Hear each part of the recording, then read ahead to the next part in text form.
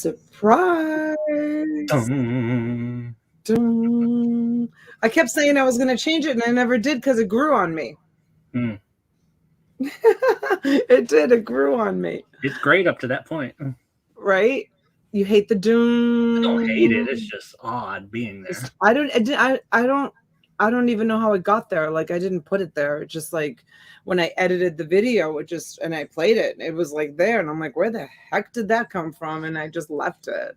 It wasn't the beginning of another song or anything. I don't know. It's so weird. I picked that song, and then that was at the end of, and the song plays because it's a 2-minute intro, right? So the song plays like 2 reels of it. I had to do 2 reels of it.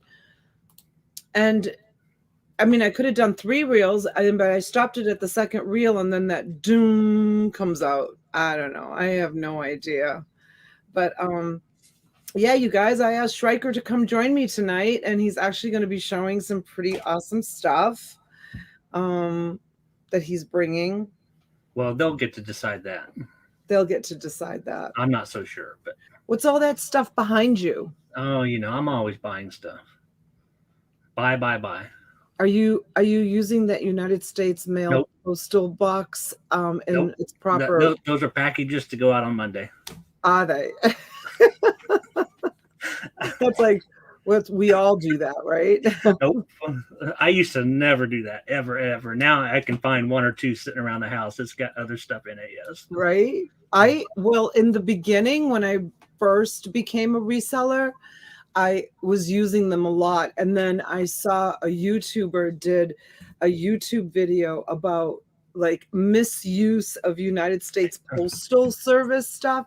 And one of the top things that are misused by resellers are those bins. And I was like, dun, dun, dun. I felt so bad, like, after watching it. And so I got rid of a lot of mine. I mean, I still have some, like I used one last night that I have fabric in.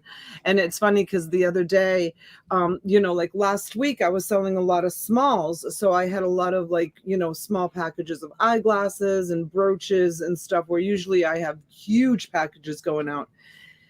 So I was using one of the postal bins for all my little small packages to give to ship. And Angelina gave him the bin and he kept it. And I only have like maybe 2 or 3 of them.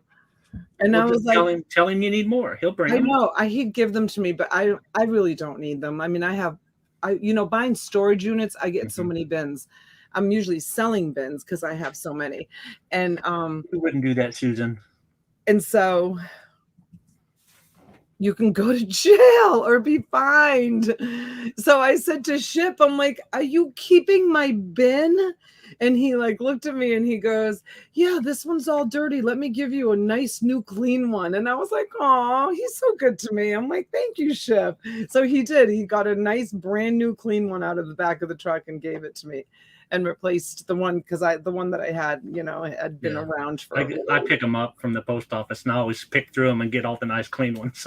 Yeah, for that one. I do. I probably have honestly like maybe 5 of them in the whole cottage because I sell all of my my solid totes and I only try to keep my clear totes from my shelves in the back room because I like to be able to see inside of them. I hate labeling them. I want to just see what's inside of them. So let's say hello to some of our friends that are here in the chat. I can see Susan's already given us a hard time. Susan. Oh, no, it only takes 1 to go to jail. Hi, Christopher. Oh, is that what she wrote? I did see a story a few years ago about a guy having hundreds of them in the basement. Yeah. Growing marijuana in them. So no, but he was way. He was going to jail already. So, one more charge. What's the matter? That's what he was using them for. Yeah. Do you remember the videos a few years back where people were making actual like furniture out of priority boxes? Did you ever see those? I think I've seen something like that. Those videos. It was like a trend like 5-6 years ago or something where people were, and I can't believe that those people didn't get in trouble. Yeah. Well, all that priority is going to go away someday. Probably. Hi, Misty. Welcome in. Dora. Hi, honey. Hello. Maddie. So Maddie, Did you get my message? Just about everybody's channel had that 1,000,010,000 up in the left-hand corner. She sent me a screenshot. She didn't know what it was.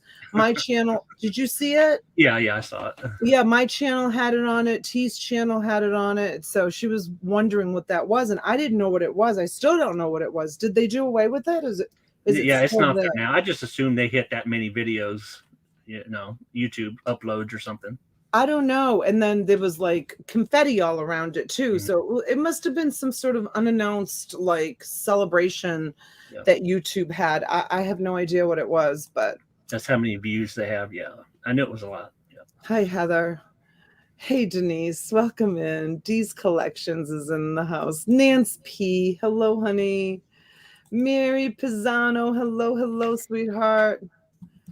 Mimi Resells. Hello, Denise. Thank you for coming in. Nicole, hi, honey. Nice to see you both. Thank you. Nice to see you too. And there's Pam. Hi, Stitchette. So was that 100 million views, Christopher? Robin, hi, honey. I don't know. There was so many zeros. I have no idea. It was never ending. I have no idea. Ella, hi, Ella. Welcome in. Joanne Young. Hello, sweetheart. How are you? Elaine, so good to see you. Hi, Elaine. Hello. Oh, 1 trillion. Okay, yeah. That makes better. Oh, it was 1 trillion? Yeah. They were celebrating their 1 trillion views? Yeah. Wow. I always left the clean ones for my pickup customers. Oh, that's nice of you, Susan. Yeah, very good. It only takes one to go to jail. Well, Susan. They say it right on it. Just say it. Well, it's got mail. It's going out. See? There you go. Please do not report Stryker. Please don't report him. We need him to moderate once in a while. Please don't report him. Hi, Melanie. Hello. Thanks for coming in. Oh, yeah. So see, 1 trillion. Susie. Hi, honey. Doreen. Thanks, you guys. Thanks for coming in. 1,100 million. Is he making that up? Don't worry, Donna. I'll be in the next cell if they check my house. Okay, Susan. Then we're good. We're good. So I don't know if you guys saw my my community post. It was funny because I was actually just talking to Heather MC before I went live, and I was like figuring out in my head. Do you guys remember me telling you the story about the attorney, the Palm Beach attorney, whose family took over him and his estate? And he was a hoarder. He's like straight up hoarder. And my Palm Beach organizer lady had, the family had gotten in touch with her, and she, was pricing out the job to clear out the house. And so it's now come to, and I'm going to say the word wrong, and Heather corrected me. It was fruition. When something comes to fruition, is that how you say it? What is it? Fruition. It's now come to fruition, right? And so the family's all up in New York, and so they've hired her to empty the house because they sold the house.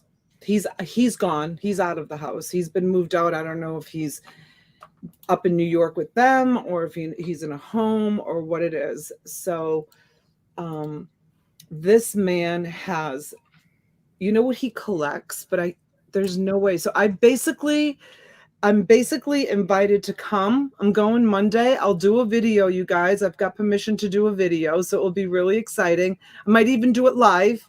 I might do some live and some video because I feel like I need content for my channel. I feel like I'm always going live. Hi, Jojo. Hi, honey. Welcome in. Kathy. Welcome in, honey. Are you hungry, Kathy? Are you hungry, honey? Can I send you some chocolates? Maybe some chocolates. Anyway, so I'm going Monday. She's sending down her 30-foot trailer with Billy. And basically everything that is in this house is going to the dump. But she said to me, you can come and take whatever you want, of course, for a price, but she charges me, but I can take anything I want. But in one of the pictures, what I noticed that he's a huge collector of, but I can't take them because they'll be too expensive to ship, is globes of the world. Some of those are pretty pricey. Are they pricey? I have no idea. I haven't There's a looked lot of them up. collectors for globes. When I tell you he has a row, like she took a picture in one of the rooms, there's got to be 15, 20 of them just lined up on the floor. Like old ones. Like he was a collector. He was a collector of many things. So I was just trying to figure out with Heather. So it's in Boca Raton, which is an hour from home.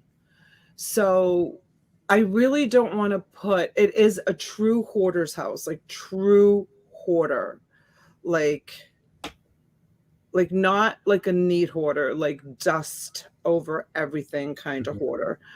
So I really don't want to. I spent 4 hours detailing my truck after I brought all that stuff. You better take the open back truck so all the dirt can come out on the way back. I was going to take both.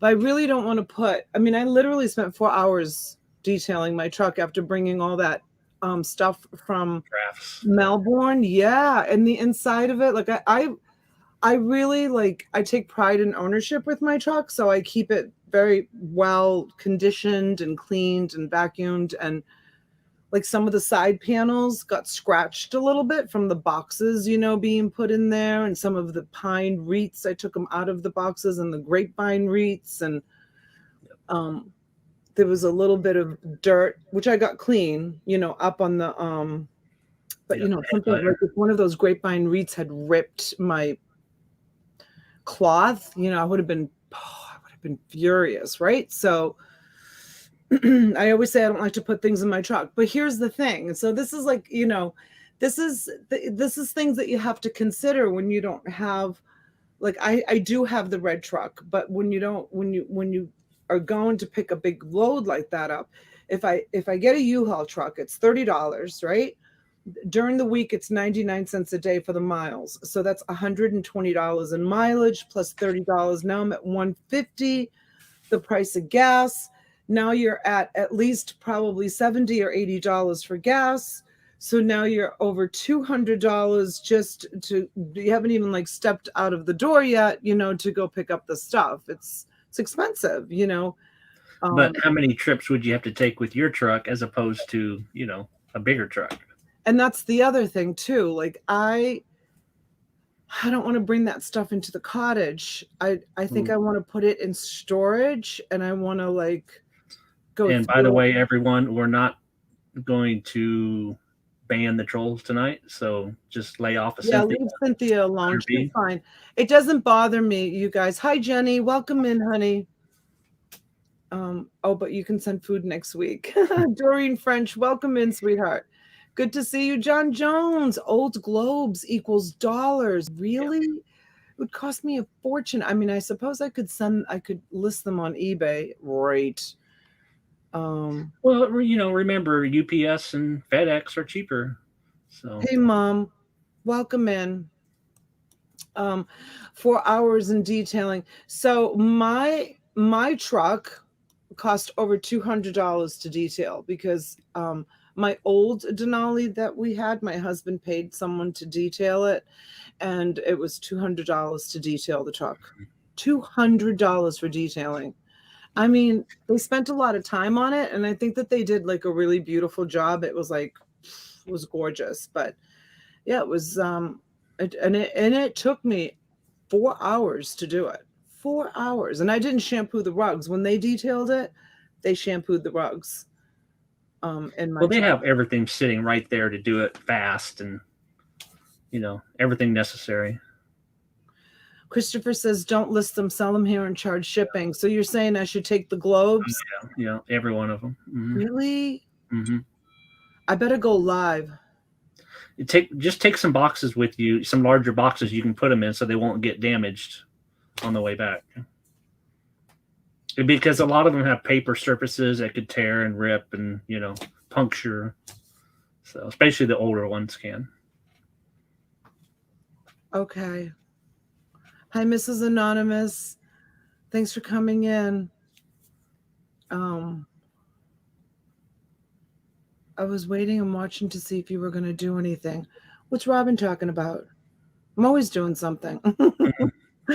I decorated the outside of the cottage tonight. There you go. There's a good example. Oh, you're kidding, Christopher.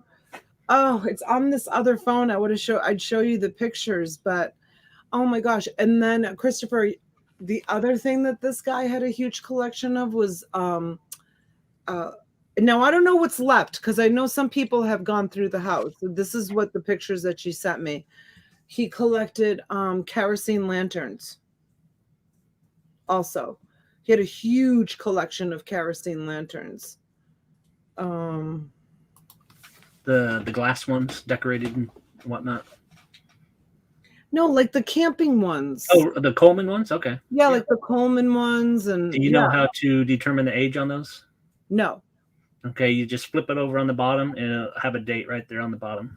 Oh, really? Yeah, so the older the better. If you can find red ones, those are really, really good ones. So. All right, well, then you know what? Since I don't really know too much about a lot of stuff, I probably will go live no, I mean the trolls. Oh, hey, Fern, darling. How do I pay you? Michelle, what did you buy? I don't remember. I did some invoicing last night and I didn't do invoicing today. Massimo spent a good part of the day. If you guys were here for coffee, you saw Massimo came on. He was here this morning. He brought a whole bunch of presents that he bought for Christmas and had me gift wrap them for him. Probably railroad land. Oh, if they're railroad, then you're talking about a lot of dollars. Really? But they're probably not if they're just the green Coleman ones. No, these were all different colored ones. I don't know if they're still there or not. We'll see. So did they have globes all the way around, or did you just have lenses on the sides? The ones I saw, I mean, she sent me so many pictures, and I just scrolled through them. They had glass all the way around. Right. Okay. From what I saw, but maybe he's got both. I don't know. I don't know what's left. I don't know what's there. Railroad lanterns usually have lenses on 4 sides or 3 sides sometimes, and they look entirely different than the Coleman ones do. Hey, listen, I could get there and there could be like just nothing but crap left because I know when the daughter came down, because this was like a month ago. You guys remember me telling you this story? This was like a month ago. So I know the daughter came down and they took some things, and then I know that they called a couple of dealers and had a couple of dealers come and buy some stuff, and now this is what's left. And so now you might be left with all clothing by the time you get there. It was last week. I bought a brooch and Tommy Hilfiger sunglasses. I registered that night. Just want to make sure I get you paid. Oh, thanks, Michelle. I'll do some invoicing tomorrow and some shipping tomorrow. Hi, Susan. What did you say, Schreiker, just now? There may not be anything left for you if 2 dealers have already been through there. Right. Yeah. You may only find clothing at this point. So. Yeah. I mean, who knows? I have no idea. But that's my plan on Monday. That's what I'm. And it depends on what type of dealer they are. Most of them aren't going to know anything about clothing, so there may be some really good clothes there. Yeah. So it's like a grab and go type of thing. Like they are literally just contracted to take everything and everything's it's a 30-foot trailer and everything's just going to the dump. Well, since you're 3rd one in, don't overpay. Oh, I won't. If you got to be the 1st one in, maybe, but since you're 3rd. Yeah, no, I won't. And she's really fair with me. She's really, really good to me.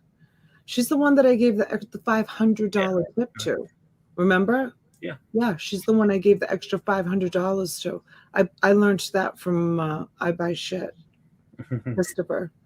Donna, you're going to be stuck with the old chewing gum collection. I don't know. I don't think so.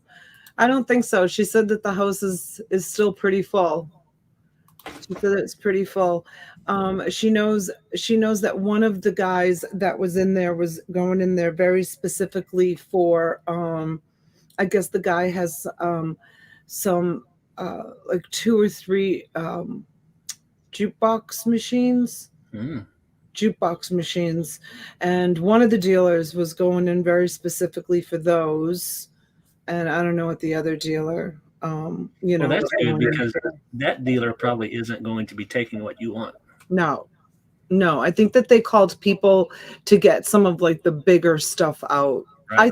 I don't know, we'll see. I have no idea. I have no idea. Hi, James. I'm so glad that you're back again. I'm so glad that James has been in the hospital with his daughter. I saw him over at Rachel's this afternoon. His daughter has been having some complications, and she's special needs. So send out some prayers and some love to our friend James. James is an old friend from a really long time, part of channel subscriber and friend, and always has a kind word to say. He's wonderful. Hey, Holly, welcome in, honey.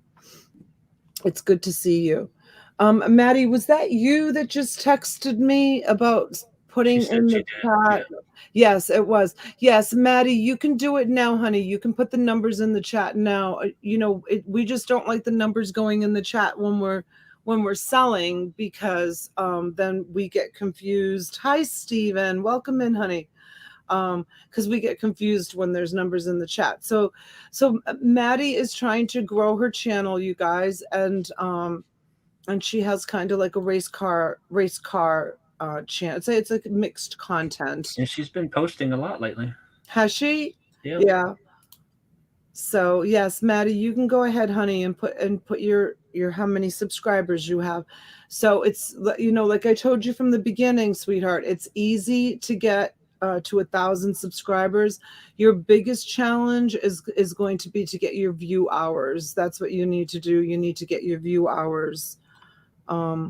And the best way to do that is just to go live and tell your story. I mean, your story's great, Maddie. You've got such a great story. I think people will start following you just for your story, honey.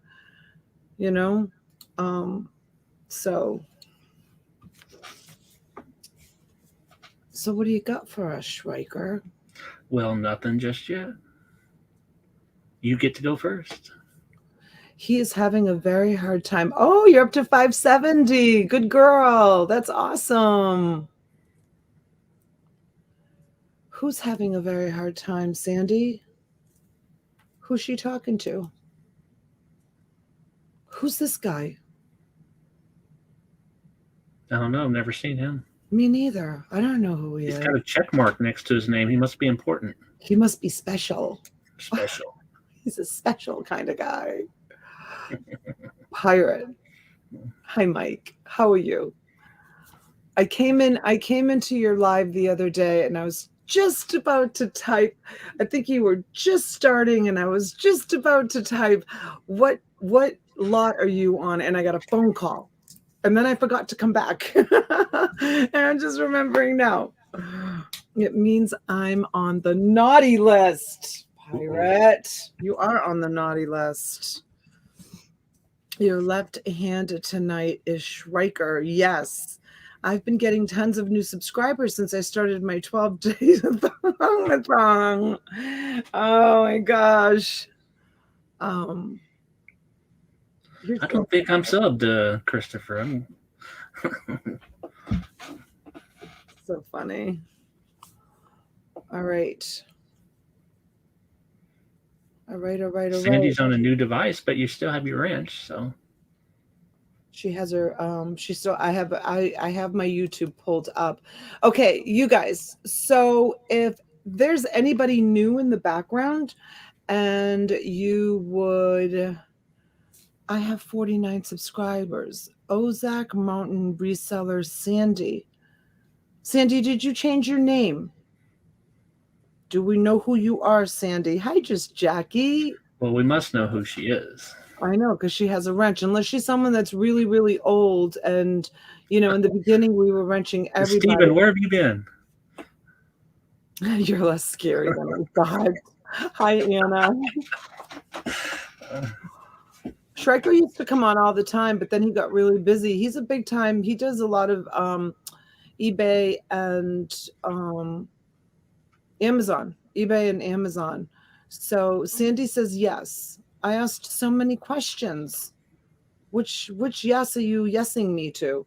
Just a bit of information. In my opinion, Facebook is much easier platform to grow on, and it pays better as well once you're monetized. Pirate, I've often wondered about that. Will you? I know you don't. I know you don't. I know you don't take phone calls. We've cleared that up and determined that. But would you call me and explain to me?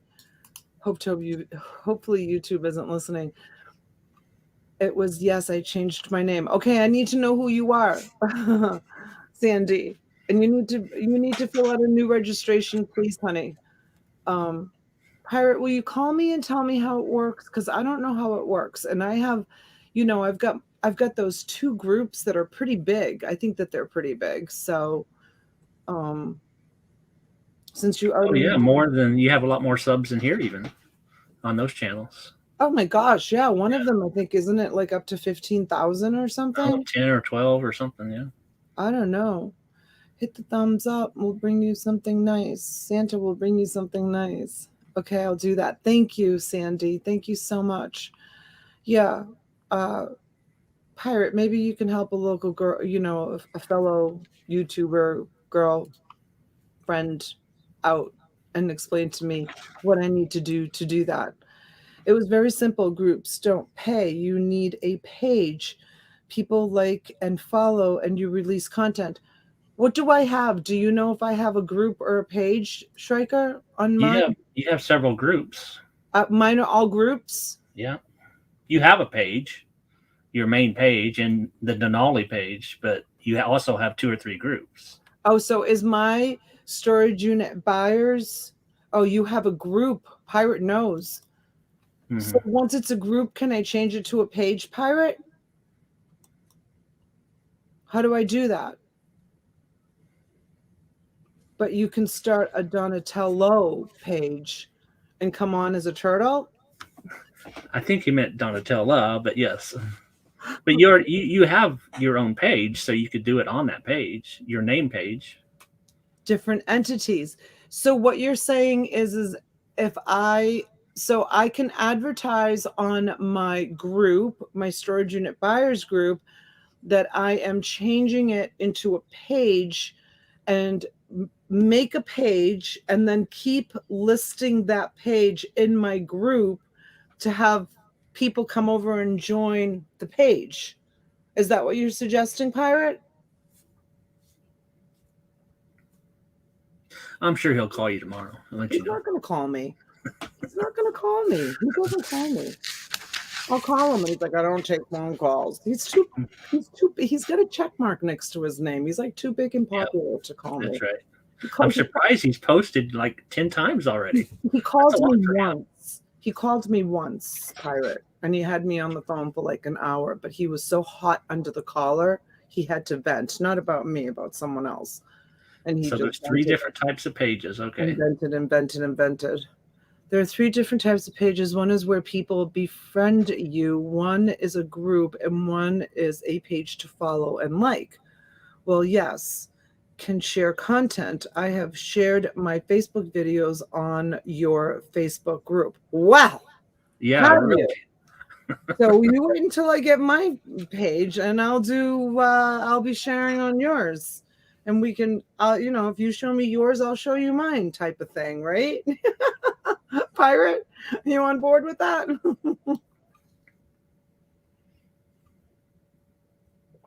I need someone like Pirate to help grow my channel. Pirate, maybe you can give me a shout out once in a while. We have very different things.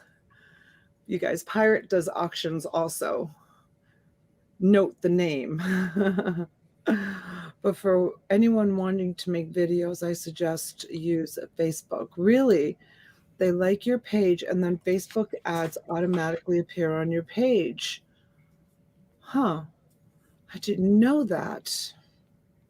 I just felt incredibly uncomfortable because I said, why, Stephen? Because I said, what did I say? I'll show you Show you mine. mine, and I don't even know. I can't even say one of it. those things.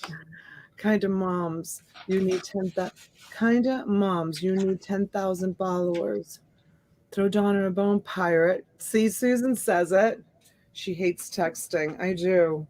No, I don't hate texting. Really? Usually I'll text, can you talk? And then I'll call the person. I'd rather just talk on the telephone. I just would rather. I don't have a page or anything, but I've liked people's pages before. Greetings, all 30 minutes till my show's gonna spend it with you. Okay, Warcraft, thanks. Thank you for coming in. It's the same concept as YouTube, but it's Facebook. But Facebook is easier to grow, easier to share, etc.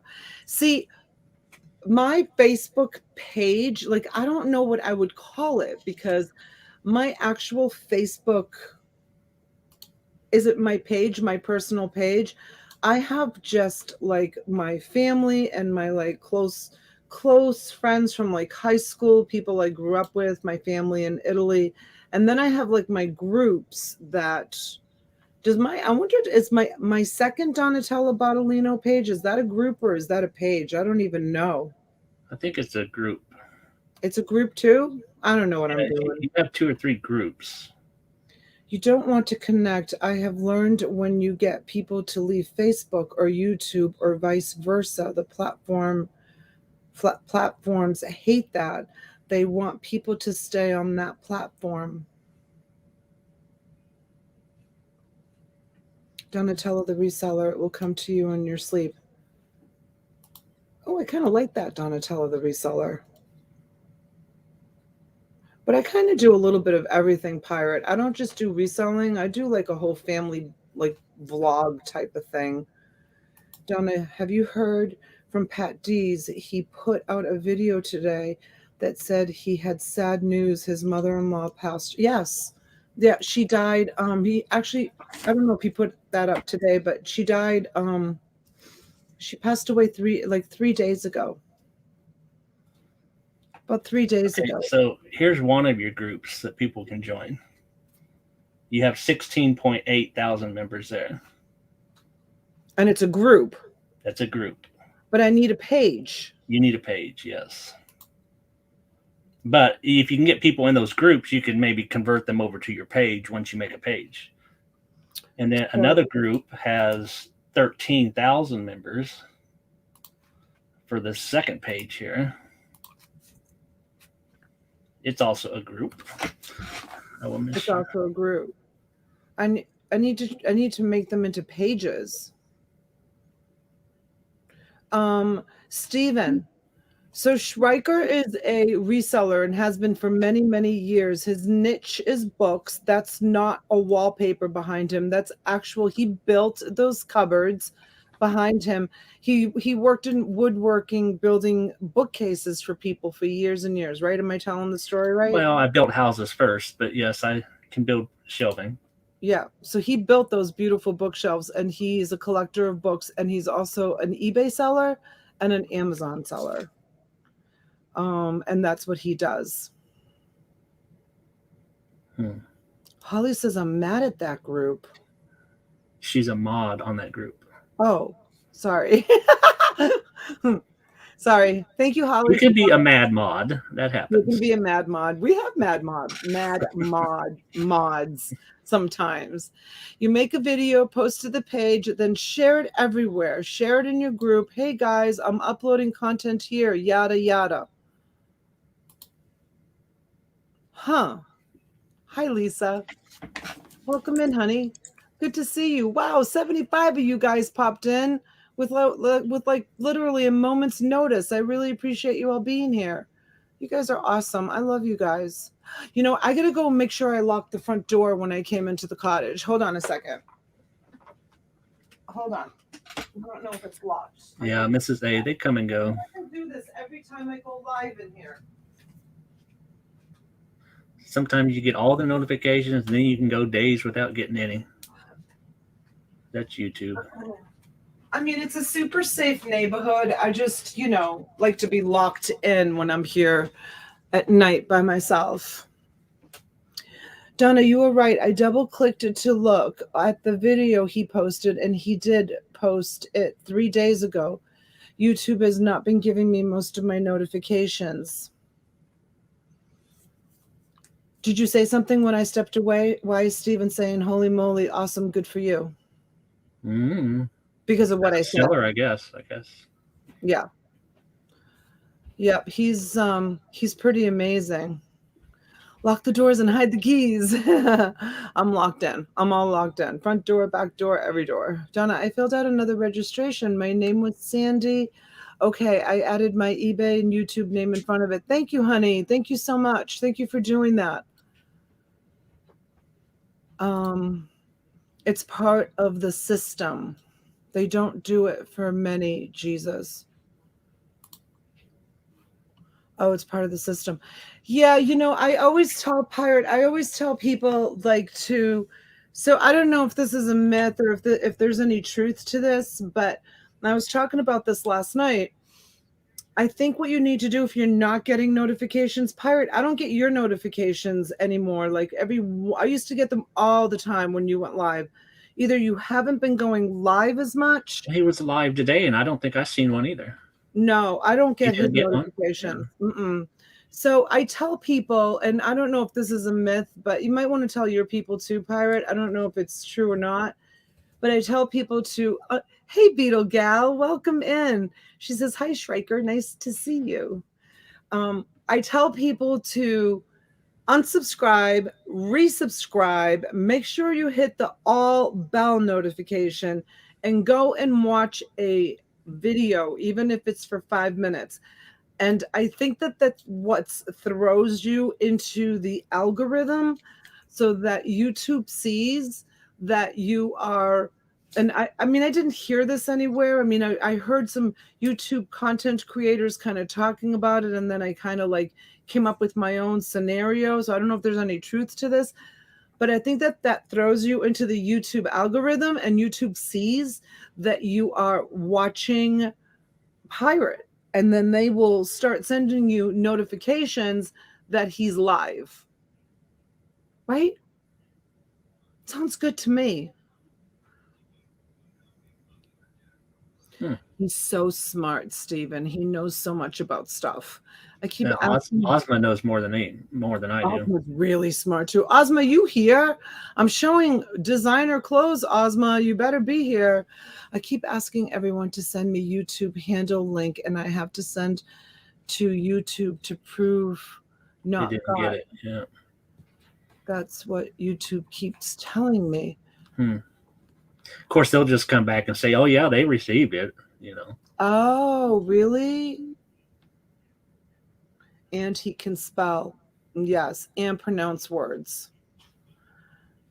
What platforms do you think is best to sell? Schreiker, question for you. Best to sell large. If you're gonna do lots, you got to do eBay with that. I spell correctly most of the time, Susan. They keep telling me they sent out 17,000 notifications. Yeah. Are they easy to talk to, Pirate? Is Pirate, do you want to come on? Do you want me to send you a link? Do you want to come on and chit chat about it? Probably not. He's probably in bed. But only 200 people. He's in California. He's not in bed yet. Oh yeah, it's still well. He could be if he's not live and he's not working. He may be chilling. I know if I wasn't live and I wasn't working, I would be chilling in bed right now. That's for damn sure. I can tell you that for sure. Oh, Christopher, you know better. Oh, Pirate says I can. All right, Pirate. Here, I'll put it in the chat. And then I'll delete it. Just as long as I see your face. Oh, so you are selling. He may be too shy to show his face. We may only hear him. He's not shy. I thought we were just talking about everything. Wait a minute. Oh, see, Mrs. A, that happens to me a lot. I have to go through and resubscribe to a lot of people every month. when I figure out they're missing. So Yeah. they unsubscribe you a lot. Yeah, I don't know if it's because you're not watching their videos enough or what it is, but they disappear. Hi, Christy. Oh, I have them She's here, an honey. invoice. I have them. I just didn't send them out to you, but I'll send them out to you. I was gonna wait and see if you ordered something else, but I'll send them out to you. So yeah, YouTube unsubscribed T to my channel. Mm-hmm. Pirate. What's up? I am in bed. You are in bed? Yeah, you there's are. that See? That's what I said. Look at. There's Pat. I'm like, I'd be doing the same thing if I wasn't working. I'd be chilling in bed. What's going on? Not much, just chilling in bed, relaxing today. What is all this you got going on? It's kind of like when I'm doing like a winter thing. It's kind of like when when you want to go to the Super Bowl, you don't shave all season. That's what I'm doing right now. All right. It looks weird though. You're so young. Look at how gray you are. You're really young to have. Well, you know what? I went gray in my late 20s. Wow. Are you gonna grow it long? You know, I honestly don't like it. I kind of grow it out, but like when I look in the mirror, like I think I don't like. Some people look right with the beard, and then some people I don't think I am. Like when I look at my stuff when I'm really clean shaven, I like that better. So isn't it itchy by now? Mine gets so itchy so fast. You know what you might want to consider doing is like shaving like this part all the way down, like so it's just like hugging around here, like taking it off the cheeks and just bringing it like just down around like that in your mustache. Yeah, I tend to look like the Geico caveman when I let it grow. I don't like it.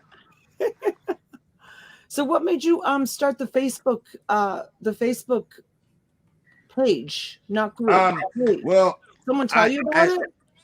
I have a lot of friends who do YouTube, like a lot of the storage guys. We talk heavily, like, you know, Jack and Alex, and then some of my friends who do Spanish channels, Manny, he's the one who kind of really started doing it. I don't know if you know who he is, Comprando Depositos Abandonados, but he is really big on YouTube, like 400,000 subscribers, and then the same on Facebook. And he started doing Facebook last summer, and sometime towards this time last year, he started to tell us, like me and Jack, he's like, you know, guys, I'm doing really good on Facebook. And then I think Jeebus started doing it at the same time. And so like me, Jack, and Jeebus all started doing it around last December. And it worked well, kind of. I had a lot of problems getting monetized. They're really weird. And I don't know what the problem is because they kept saying that I make unoriginal content, which I just basically take a YouTube video and put it on there. Jeebus had the same problem. Manny had the same problem, but Jack, he got instantly monetized, no problem. Same concept. So there's little bugs, but it's so much easier to grow. So let me ask you something. I don't follow mine as closely as maybe if I had 100,000 subscribers, I would pay more attention to it. But is it called RPM? PMR? The RPM is the same thing. I think the same concept. It's either RPM or CPM. It's the same thing on Facebook. All right. So my CPM it's per 1,000 views, right? So my CPM, so my CPM per 1,000 views averages around $9. So what that means, you guys, is that for every average, that sounds like it's most of the mine years around 10. So that 9 is a pretty decent number. Yeah, it's average. Yeah. So for everything, so when I do content, like if I do a video or if I go live and if I get 1,000 views, I make $9 on it. And then does YouTube keep 30% of that also, Pirate? Yeah, YouTube takes I don't know how much they actually make for their share. I really don't. I think it's already figured into that number. I'll give you an example. Here's my month on YouTube, and I should be getting a lot of money, but that's not very much money, in my opinion. But that's what you get. I'll show you my CPM. It's here somewhere. My CPM is not very high. Mike, when you're live on Facebook, are you also streaming to YouTube, or are you only doing Facebook at that time? I can't find my CPM. You have to go to one of your videos. Oh, no. Oh, okay. I'll have to look that up in a second. Let me put my camera back this way. It's so hard to. I liked it when they made it easy to flip flop back and forth on StreamYard. Now, what was the question again? When you're on Facebook, are you also streaming it to YouTube, or are you only doing Facebook? See, I have not done that because of the problem is the auctions. And that's why I honestly I have decided not to do the auctions no more, because I feel like as a content creator, yeah, I kind of, this Thursday was my last one for now. No way. Yeah, I feel like it almost hurts my channel more, because if you think, if I had to speculate, I have 148,000 subscribers. I don't think 2,000 people like the auctions, to be honest with you. I think the bulk want to see me buy a storage unit, go to the flea market. That's what they're watching for. And I feel like the auctions have kind of killed my success. So what I'm going to do. I've thought about that, because I think to myself sometimes, like, so I average about, like, on a Friday night or a Sunday night, it depends, like anywhere from like 70, 80, 90 people in my chat. And I've only got 4,000 subscribers. And I think to myself, how can Pirate have over 100? What do you got? 120, 130, 148,812. 148,000 subscribers, you guys. You'd have 148,000 subscribers, and you'd go live to do an auction, and you'd draw 100 people in, and I only had 4,000 subscribers, and I would be drawing about the same amount of people. So a lot of that is the notification system, which is broken on some level. Like I said, YouTube, I'll reach out to them. You could use Google. You go to your YouTube studio, you go to help, and you can get a live chat with a Google representative, which represents YouTube. And they will do some little testing and stuff. And they keep telling me, hey, we sent out, there's, the X amount of your subscribers have notifications on, the average 15%. And they're like, we sent out 17,000, but only 232 clicked. I'm not dumb. Like, I know, yes, naturally, probably not all my 17,000 click, but there's no way only 232 people of 17,000 click. It's because they don't send it out. You think it's them that they're not sending it out? And Schreiker, what was the channel that I went on? It was Namini, Nick. No, I'll have to think about it. Yeah. D Namini. Do you know him, Pirate? He's a YouTube. He also represents StreamYard. He's a YouTube content creator that helps people grow their channels, right? So he had an open, like a town hall open, and he would drop the link in the chat and invite people to come on and ask any questions that they wanted. And I clicked on the link and I went on and I asked some questions. And so one of the things that he told me that I was doing wrong with my channel and why my channel wasn't growing, because like I started my channel 3 years ago and I'm only at 4,000 subscribers. 3 years. Like Jack and Jana started their channel 6 months before I did. But you also think about the gratitude of the aspect too. You know how many people will never hit 1,000? I know you said earlier when you're saying it's easy, that is actually the hardest number on YouTube to hit, is 1,000 subscribers. Most people quit before 100. So 99.9% of YouTubers will never hit 1,000 subscribers. So he told me that he looked at my channel and he gave me a review of my channel. And one of the things that he told me was that I was too all over the board with my content. But listen, Mike, I don't believe that, because I'm going to use different people as an example. One person that I'm going to use as an example is someone that, you and I, there's a, you know who I'm going to use. I love everybody. Yeah, whatever. There's a YouTuber out there. I'm not going to mention any names, but this YouTuber, and Mike knows who I'm talking about, because we've talked about him before. Everything from coin pushing to court cases to storage units, personal effects to Jesus Christ. It works on some levels, because you have to figure everything has a cap. Like, I feel the storage business has a cap. Like, very few channels have 1 million subs that do storage units. There's big million channels that have 1 million subs, but they do a storage unit once a month, once every 6 months. There's only so many people who are going to follow you in each genre. So you kind of have to pull in something. And that, I will say Jeremy's wise for that, because I also see he did the same on TikTok. I still have his number in my phone. It gives me updates of everything he does. I'm not necessarily follow him, but I get updates. And I'm a wise man. I'm going to monitor everybody. You have to pay attention to what other people do to figure out what's successful. So it does work. I agree with you 100%.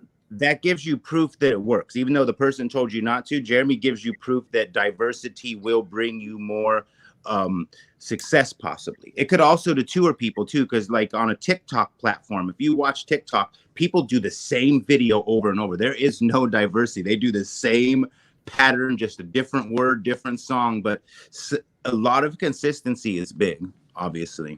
A lot of TikTok is the same. It's like a robotic like voice of like the same song and different people mouthing those words. It's like the same thing. But it gives you good insight that repetition works. It's a fine line trying to make it a 30-minute bunch of repetition on YouTube, but that tells me psychologically people like that consistency. That's what I've gathered from TikTok, because I have like 356,000 people on TikTok. I blew up on TikTok in like 4 months. I can't repeat that here on this platform, which is kind of frustrating. It's been a lot slower, but that's why I like the different platforms, because you evolve. One works this way. They all have similarities, and then they have big differences. So that's why I like them. Facebook, so easy to move on. I'm at 60,000, and I know all my friends who do it have moved drastically. Alex has already hit 60,000. Jack is at like 300,000 or something on Facebook. Wow, People. I'm gonna have to look into it. So what is so my question was, we talked about the YouTube CPM is like it's $9 per 1,000 views. What about YouTube? Do you know what it is with them? Like what are they paying out for per 1,000? Well, I don't know what Facebook I honestly don't know the process of Facebook, and I'm gonna learn more. I have some big things coming from Facebook. I can't announce them yet, but I'm going to be putting a lot more focus into Facebook. At the beginning of the year, I'll be able to announce what's going on. But you know who else I noticed is doing Facebook heavily is Wade. Why do you think he is? And you told I pushed him into it after like 5 months of messaging him every day. Hey, Wade. Hey, Jason, where's your videos? Like, I like to encourage people to do more. I know a lot of people, they don't want to share this information. They want to be the only successful person. That's never been my style. I've been pushing everybody I know that does videos to get into Facebook because it pays better. Even when my videos have something like a $4 CPM, because it'll show you a little. Let me see if I can actually pull it up here on my phone. I can show you what the inside of my Facebook looks like. And it's tricky because Facebook is weird. 1 month they pay me really well, and the next month they take away my monetization for no reason. They don't give me a reason. I want you to teach me, Mike. Put some time aside for me and teach me how to do it. I want to grow my Facebook. Here. Yeah, Wade has stopped doing auctions too. Like I never see him do auctions anymore either. I don't think I think he was in the needing to buy stuff mode than it was because of not doing them, but I'm uncertain. See, this is like 1 week of Facebook, and this is low. That is a low earnings. Let me see if it shows my CPM somewhere. It might not because they're very weird. But a month ago, I made $4,000 on Facebook for the month. So it's so weird. You've made 4,000 on Facebook for the month? Oh, that's a small month. That's a small month. No way. Oh yeah, I'm serious. It's crazy.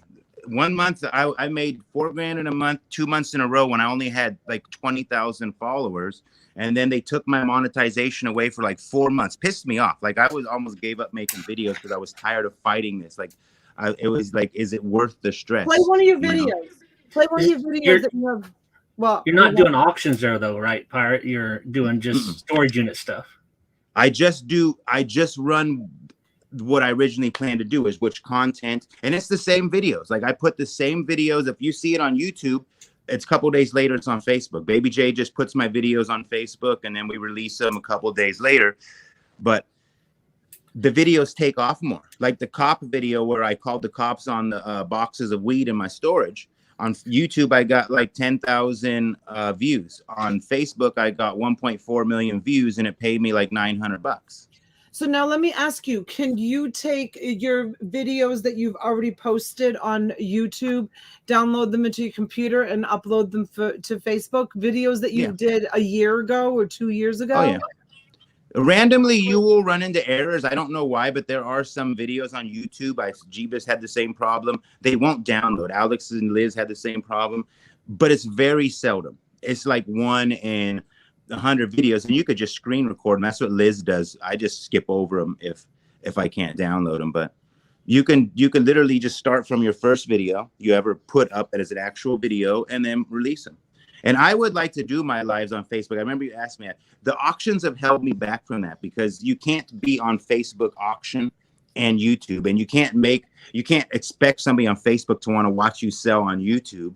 It's almost like distasteful because they can't bid. So it's like a teaser. And if you force people to come over, this is what I've learned because I've been discussing with some professional people about Facebook, that platforms are very anal. So when you get anyone to leave said platforms for another platform, they don't want to tell people to watch you. And that's what I was using Facebook for, was like, hey, come to YouTube, come to YouTube. I regret that now because Facebook, in my opinion, pays better. That's what I'm doing. That's what I'm doing. I stream in my groups in hopes that I can get my Facebook people to come to. Facebook hates that. I guess they're the most anal of all platforms. I do it on TikTok too. Right now, we're streaming in my storage, my bulk buying group.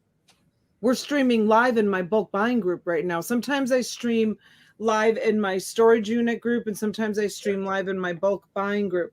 So now, excuse me, Mike, I'm going to ask you a question, and then I'm going to see if people in the audience, in the side chat, excuse me, have questions. But how are you going to get rid of your merchandise now that you're buying, that you're getting? Are you just going to keep doing flea markets?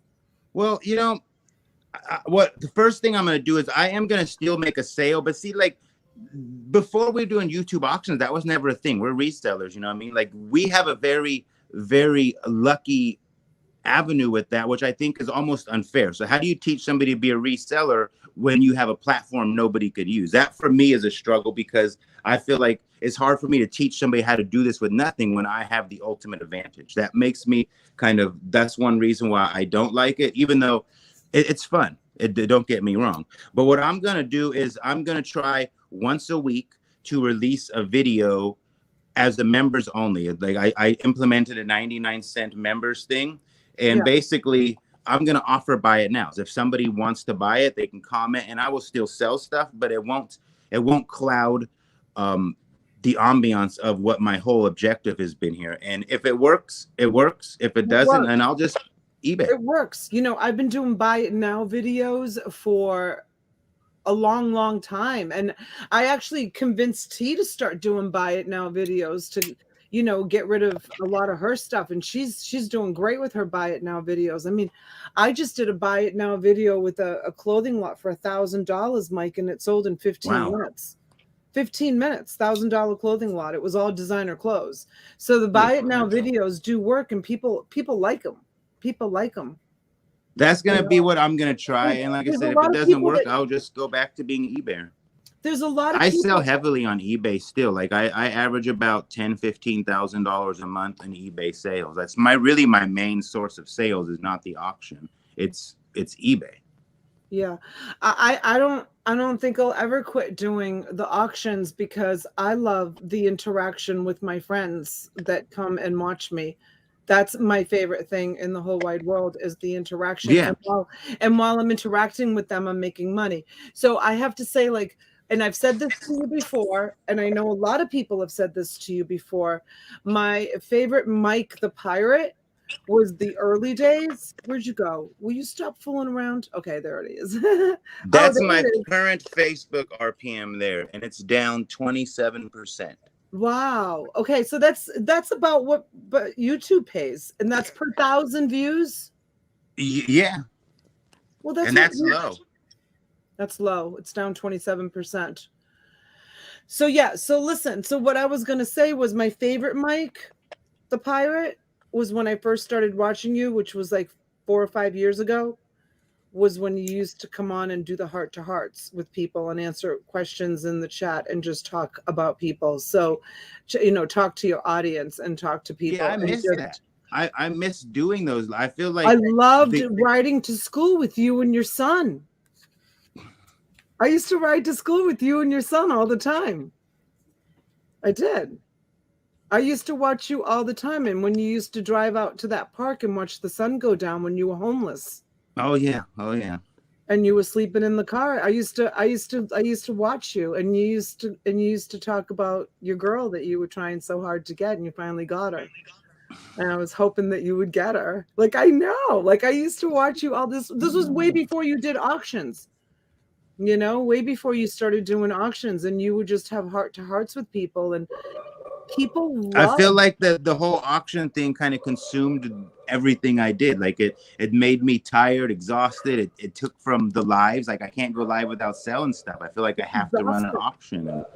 It's exhausting. Like people, like my friends in the chat, because you do it. Like I was live for 11 hours last Friday by myself. No Schreiker, no tea, no nothing. Me by myself, 11 hours selling. You know how tired I was after that? And you know how much energy it took to ship all that stuff out and invoicing? And you do immediate pay, don't you? Or do you invoice? I do immediate pay, invoicing. I couldn't imagine doing that because I can't keep up with it. Like the amount of emails and people missing a package, and my son put it in the wrong box. Like it's stressful, eBay's simple. It's so stressful. eBay is a piece of cake compared to what I do with these live auction things. And and you would do immediate pay. I have to keep, I don't know how you did that because I have to keep track of, the invoicing. It's just something that I have to do. It's the way, it's just the way I do it. I don't know how you Understandable. Yeah, but I love it. I'll never. Kelly, hey, good to see you. The Garden Finds is here. I haven't seen Kelly in a long time. So does anybody have any questions? I see Pirate on TikTok and I watch. I don't have a Facebook. Oh, Sandra watches you on TikTok, she says. Does anybody have any questions for Pirate while he's on the channel? And yeah, like I said, I would have never guessed that I would ever end up selling on YouTube. That was never the idea. I thought about it back in the day on Facebook, but I would have never really thought it turned into that. And it's just, I don't know. I enjoy the content part of it. And I spend a lot of time filming and stuff. And I think this last year really just kind of almost broke me down. It exhausted me trying to keep up with so much. And I think it's made me have less of a passion for videos, and you lose yourself in all that. Sometimes I forget I'm making a video. I'll put the camera on and I'm really just running a business, and I forget that I'm doing this. And that's why I kind of made that decision to just step back from that part of it. Now, what about your Pirate auction channel? See, that I don't know, because originally that wasn't just going to be a channel where I was going to do more like family vlogs and not auctions. And then it transcended into an auction channel because I didn't want to do them on the Pirate channel. But I don't know if my son can maybe still do them. I don't know, but it's hard to say what my plan is, There's T. Hi, T.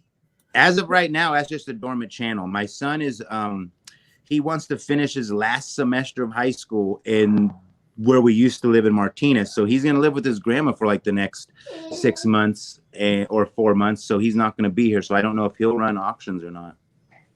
But it's just not, I don't know. I feel it's weird to even think about not doing them because there was a time there where it wasn't even in the conversation, It was just, we made videos.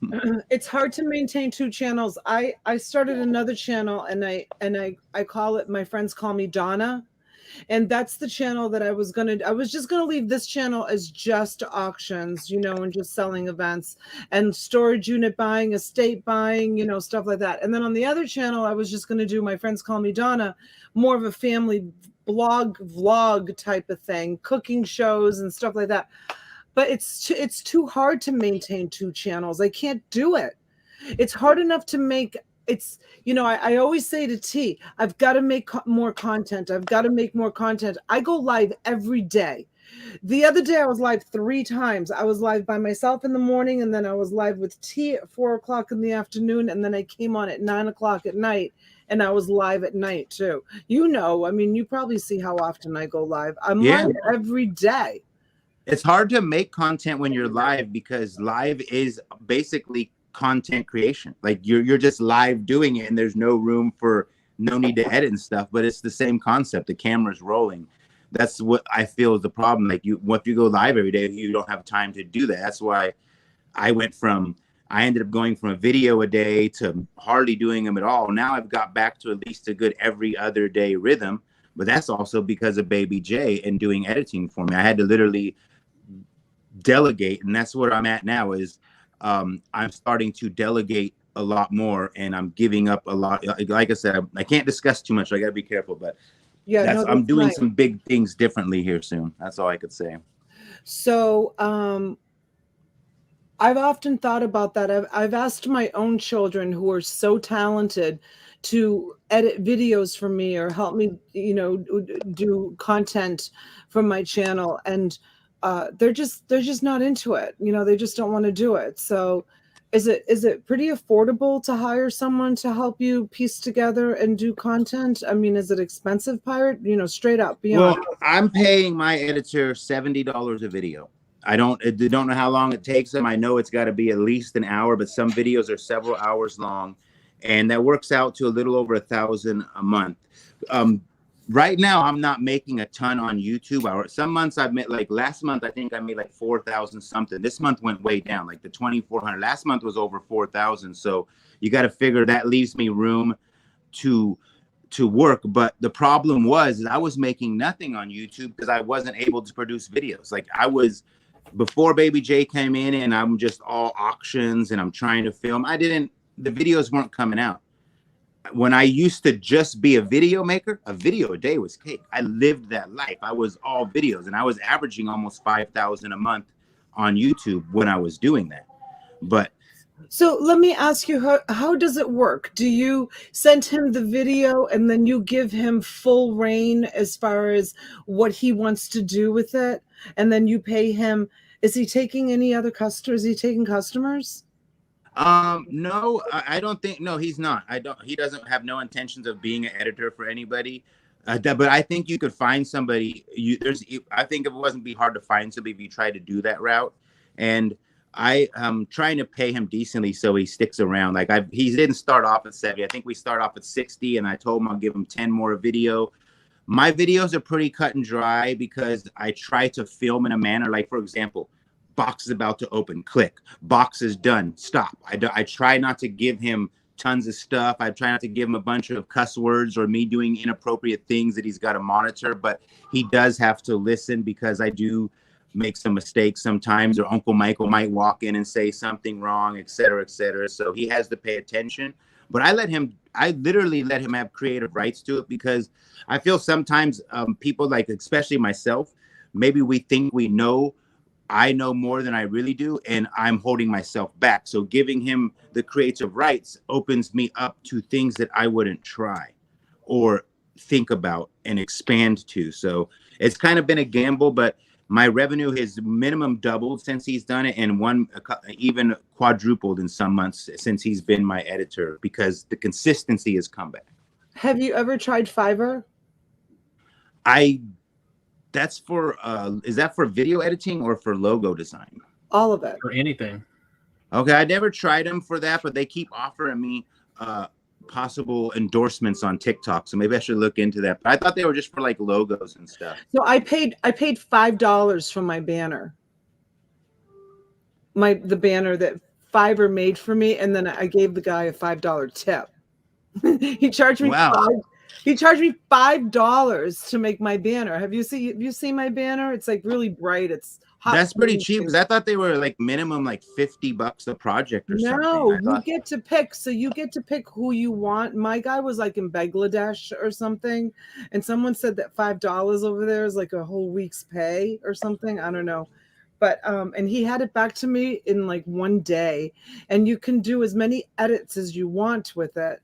Like I wasn't 100% happy with the first one, so I changed. So he gets right back. He got right back to me, and I changed it. Then I changed it again. And so I paid $10, and then I did, and then I said, "Oh, let me try someone else," and I did another one. I have another one if I ever want to change mine. But Fiverr, you can also do. So Can I ask who did your intro? Because your intro is awesome. The one, when it opens up the treasure chest. I'm trying to think who it was. I do know I've tried Fiverr for something, and I do know Jack and Alex, Locker Nuts and Stalker. They both used Fiverr for their logos, actually. So I tried them with something, but my logo was made by 99 Designs. That's a contest program. I didn't know what I wanted, so you set a fee for, like, I picked 300, and everybody in the program competes for ideas. Once again, I like that because you're seeing something you would never think of.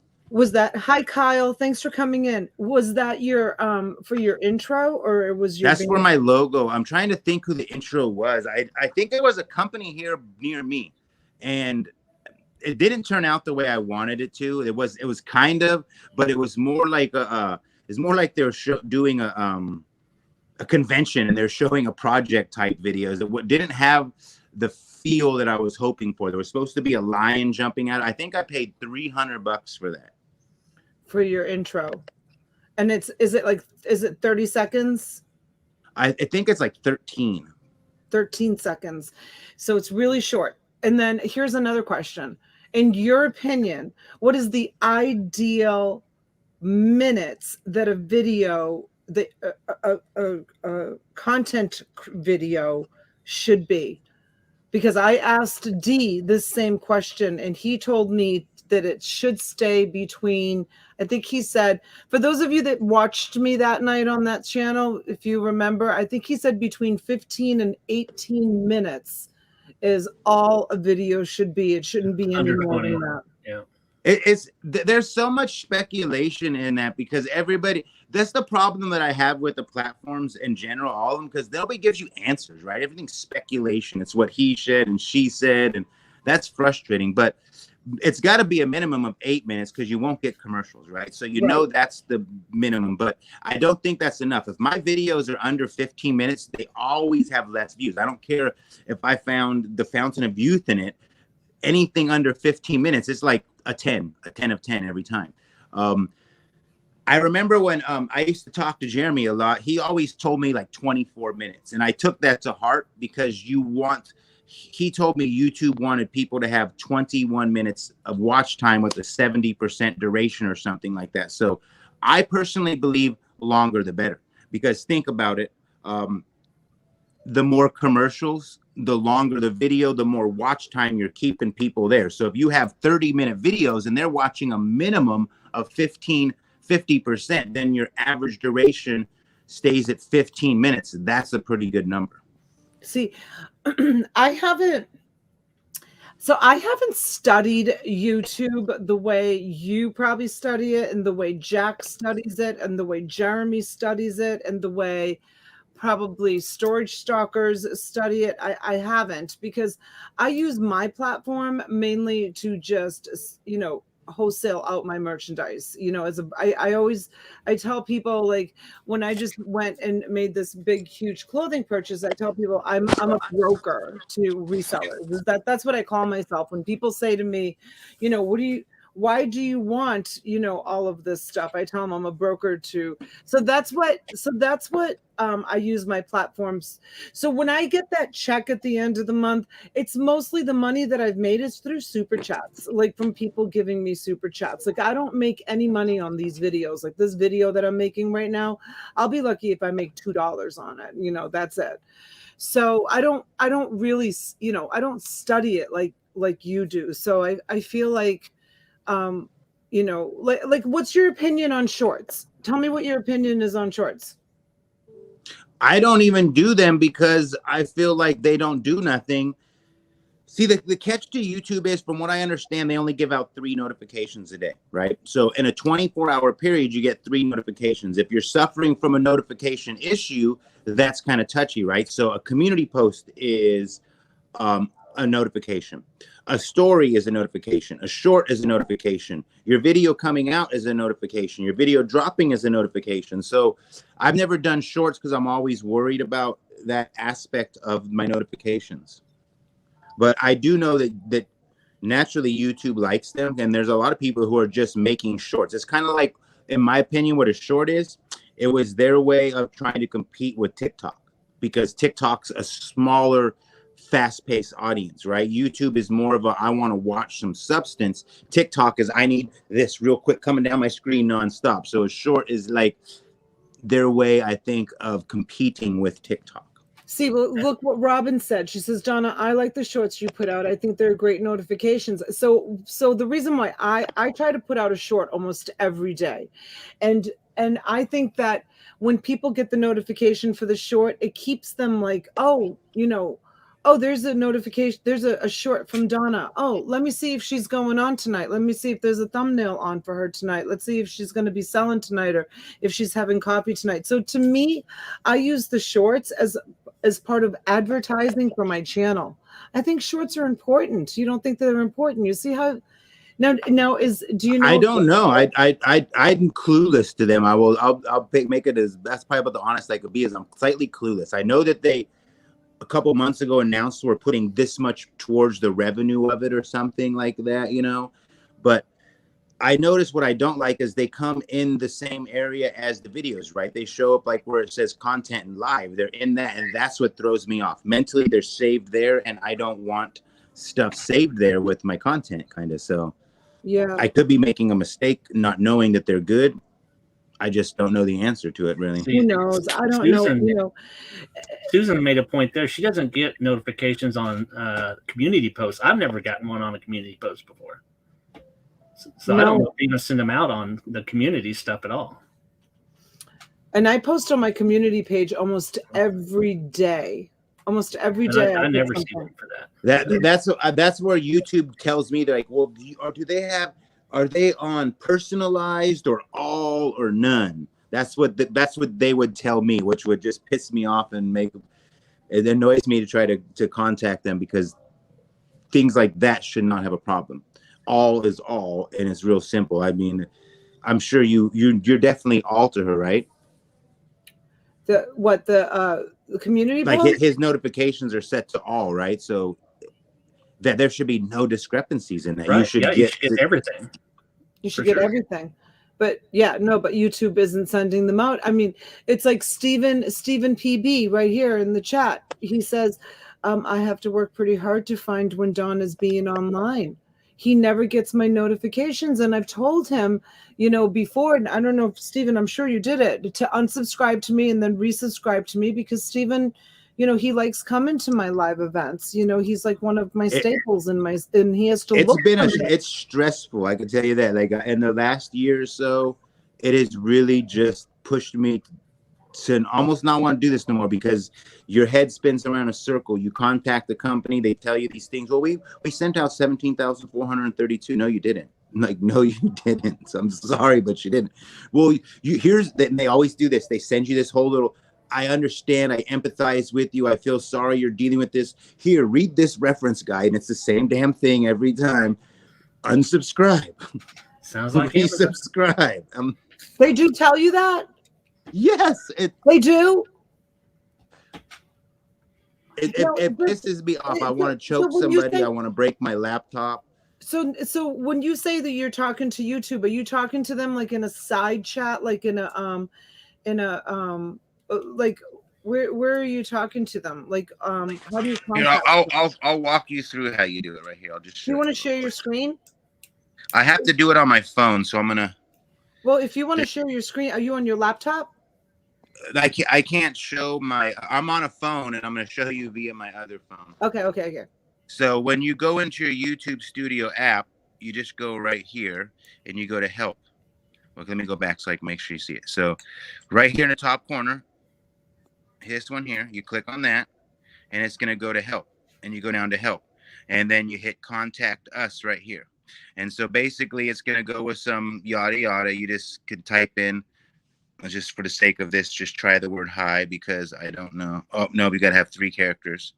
Hi YouTube. Okay. Now next, and now it's going to talk you through this. So you're going to click something what you want to discuss. You could type in uploading errors. Let's just type in that. Then you hit next step, and then resources, next step. That's after you already went through. All right, what can we have? Let's go back here. That didn't work. Let's try channel monetization disabled. And contact options, and that's not letting me click there though. Usually that just pops up, and I think they're airing right now, but this should prompt to this contact options, and it's not right now. So there must have an error with the system, but right there, that usually prompts the chat. Maybe let me try a better question. Let's say let's see if I actually type in something that's a real word. Notifications not working. Next. Notification to subscribers. Manage notifications. So I don't understand. Usually it's right there and you just pop this up, but I think that there's an error. See, something went wrong. There's Please an try error again. going on with them. But I think that I can't figure out. I haven't been able how to replicate it, but I did this same process on my laptop the other day in the studio, and it basically sends you to Google. You're not talking to YouTube. They're just sending you to Google, who runs YouTube, but it's a bunch of horse manure. They're just going to prompt you to the same stuff. They're going to send you these lengthy articles, and it's just a real simple process. They obviously don't have the notification. I mean, I'm literally telling them, I'm like, look, my good friend is treasure hunting with Jeebus. He's got 400,000 subscribers. He sits next to me. He unsubscribes. He resubscribes, set to all. And then I release the video. He doesn't get it. They're like, well, maybe have him reference this. I'm like, so you're just talking to a robot. You're not talking. It's not even, you're talking to a person, but the fact is they don't want to admit there's a problem. They don't want to acknowledge this, because if they acknowledge it, then they have to fix it, right? If they tell you we sent it out and everything checks out in technical analysis, then they don't have to fix nothing because they're telling you it's right. But it's really like a big circle jerk. I don't know. I'm at a loss for words. That's why I am now delegating other things in my business to this, and I'm letting people come in to help me elevate my channel on stuff like that, because I'm tired of dealing with these issues. So if it's somebody messing with me, then we're going to resolve it one way or another. So, oh, really? Well, that's the whole point of why I'm basically, I'm not gonna, I can't say nothing. So in a couple of weeks, I'm going to announce what I'm doing, but I'm taking things to a higher level. That's all I could say. I'm taking it out of my hands and putting it in the hands of professionals. I mean, I know you talked to me about that like 2 years ago or something. You talked. Well, there's a lot of wonder if people mess with people's channels. There's ways that people can do it. There are things you can pay for, third-party programs, bots, etc. That is a very big possibility, but it's all speculation when you're just a person trying to run your channel. The best way to deal with things, if you can do it, is you either need YouTube or you need somebody professional. So I don't think anybody's trying to mess with your channel. I don't know. I don't think so. It's hard to say. Yeah. I mean, I've had a lot of people that reach out to me who said this themselves, and they said the same things about their things they've gone through and stuff like that. And it's neither here nor there. Whether it is or not, there's facts like, why would you be told that you have 17,000 notifications being sent out, but only 200 are clicked? That is obviously the system not sending them out. What prompts the system to do that is things that have happened in your channel via analytics, and the artificial intelligence is now computing on this manner. What causes that? Right. You're getting really deep into it. Yeah. That's why this is why you've given up the auctions, because you really want to concentrate on the YouTube channel and what's going on with it. I mean, it's really unbelievable. I have friends of mine that started a YouTube channel. I mean, they started it. I'm gonna go look right now. Probably 6 years ago, and 4 months ago, she went from 4,000. 4 months ago, she went from 4,000 subscribers to this is it right here. Hold on, I'm going to share my screen. I want you to see this. She hit some sort of algorithm, right? And she went, hold on. Look at this. She's only at 53.4, but you've got to see her views on her videos. Look at her views, 7,000. This one only has 1.5. Are you looking at this, Mike? 5,000, 8,000, 3,000, 6,000, 6,000, 3,000, 8,000. Look at the algorithm, 7,000. She just hit an algorithm. I want you guys to watch this. I was actually going to do a short on this. I'm going to give you a little preview of it. But see, that's a good, considering she has 54,000 subscribers, 8,000 is a good average for your views. You think so? Because I'm averaging 8,000 and I'm at 148,000 subscribers, and I feel that's low. So I think she's doing pretty good. That's about an average. But they say that like she went from 4,000 subscribers to 43,000 subscribers in 4 months. But watch this. I want you guys to hear this. I was gonna record this and do a little short on it, but just traveled. So when I used to own a thrift shop. If we have any experience, hold on. Hope that it helps you towards the end here. I used to I've talked to all of a sudden everybody's a Buccaneers fan. I used to own a thrift shop, and I used to help people in recovery. Let me see if I can find it. Hold on a second. I was about to get out, and they were like, "Yo, do you want to go volunteer at this thrift store?" Why I love Miss Donna and why she's so special to me. So when I was in one of my periods of drug use, I ended up in rehab in Florida, and I think I was about to get out, and they were like, "Yo, do you want to go volunteer at this thrift store?" I was like, "I'm not going to volunteer in no thrift store." And then they were like, "Yo, it's a good way to get out." And I was like, "I'm definitely about to go volunteer at a thrift store." Right. And I got there, and Miss Donna ran this thrift store in North Palm Beach. She, basically what it was is it was I don't know if it was a thrift store, secondhand, it was a resale store. Right, because there was nice stuff in there, and all the proceeds went to children who were struggling with cancer. I don't want to put her business out there, but she's got some experience with that firsthand, right? And that was something that meant a lot to her. And me and Miss Donna got really, really close, and like I used to call that like my surrogate mom, and I love Miss Donna so much. She saw something in me that I didn't see in myself. Unfortunately, I didn't get it at that point in my life, but I still love Miss Donna. I love you, Miss Donna. God's all. I wanted to share that with you guys. That's one of the people that I used to help a lot of people in recovery. Your eyes, you were like frozen for a minute with your eyes closed, and I'm like, oh no, I lost Pirate. He fell asleep. I think he's frozen. Is he frozen? No. Pirate, yeah. Is it frozen? Oh, there you are.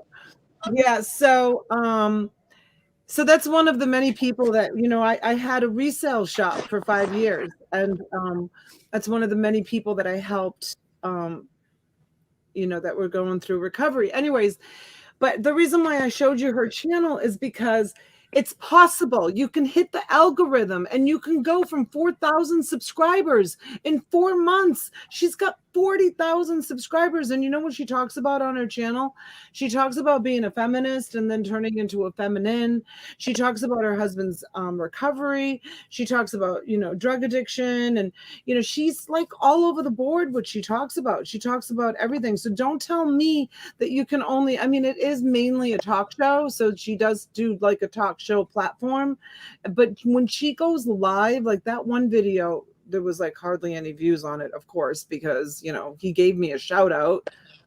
No one saw it because nobody's watching it. I wish that the ones that have, she's got videos that have like 40,000 views, Mike. Like 40,000 views on her videos. Like she went viral. How do you go viral? Like, how does that happen? It's crazy. That's a good one to ask because, like, I don't know. My most viral video was up for 4 years before it ever went viral. The safe video that I have with 4.6 million views, I had put that up when I wasn't even really a content creator. It was more of supposed to be like a joke, and then I got lucky. And then 4 years later, I got a notification, hey, you made $300 last month. Just do this to collect it. So you never know when it's going to happen. You just don't know. You just got to put up that. Like, I think the most views I have on one of my videos is like 5,000. That's it. That's all I have is like 5,000. This girl's getting 40,000. But it happens. Once you get into the algorithm, like you could take a piss and it goes viral. Like it doesn't matter what you're doing. Once you're in the algorithm, it's just a matter of keep uploading. I know, and I think it just YouTube. Do they just pick and choose who they're going to throw into the algorithm? What's the deal with that? That is, it's all based on analytics, I think. I don't know the answer to that. I try to figure it out. I'm clueless, but I think it's a little computer program or brain that just decides this is what we're going to work today because these analytics are working. And that's why I think a lot of people do start to get diverse because you need something to keep that, right? You need to stay relevant. You have to have some excitement. It's hard to do. And you have to be consistent. Like, let's say you upload every other day and then you upload every day and then you go back to every other day and then you go back to like once a week. There's no consistency in that, right? Yeah. Your friend Jeremy, that was one of the things that he said to me about consistency when him and Martha came down here to visit me. The one thing that he was very adamant about, I didn't care if we were driving down, he didn't care if we were driving down the street and he was driving. He would pull over on the side of the road and at 5 o'clock, bam, he would release his video every day, 5 o'clock. And he said to me, think about television. He said, people are creatures of habit. And like he had a lot of good advice for me. Like he shared a lot of like good advice with me. I don't know if, a lot of it was the truth or just his own little made up thing, but like this part of it is true. It's like General Hospital, 3 o'clock every day, Monday through Friday. People are programmed. They knew they could turn on General Hospital at 3 o'clock every single day. So that's why he would drop his video. He said, consistency is everything. He says that you have to drop a video every day at the same time. And he did it, man. I'll tell you what, he was here for almost 2 weeks, right? Week and a half. And every day, 5 o'clock, no matter where he was, he would pull over and drop that video. I used to have that consistency at one point on every day too. And you have to stick to it. But like that's the analytics. If you think about it, artificial intelligence is like a calculator. And so when you're every single day at the same time, you're giving the same 24-hour period because analytics go by the last 24 hours, the last week, the last 28 days, right? And every day is a new last day, a new last week, a new last month. So keeping that level of consistency keeps your stats on a good line, right? Think about it. That's one way to look at it. Are you going to do that? What? Drop a video every day at the same time? Well, we generally do 11 o'clock right now. Baby J has been very consistent on that, sticking at, I think, 10 or 11 it is. So we're back to, we found a consistency again. And I am every other day. I don't know if I can ever go back to a video a day like that.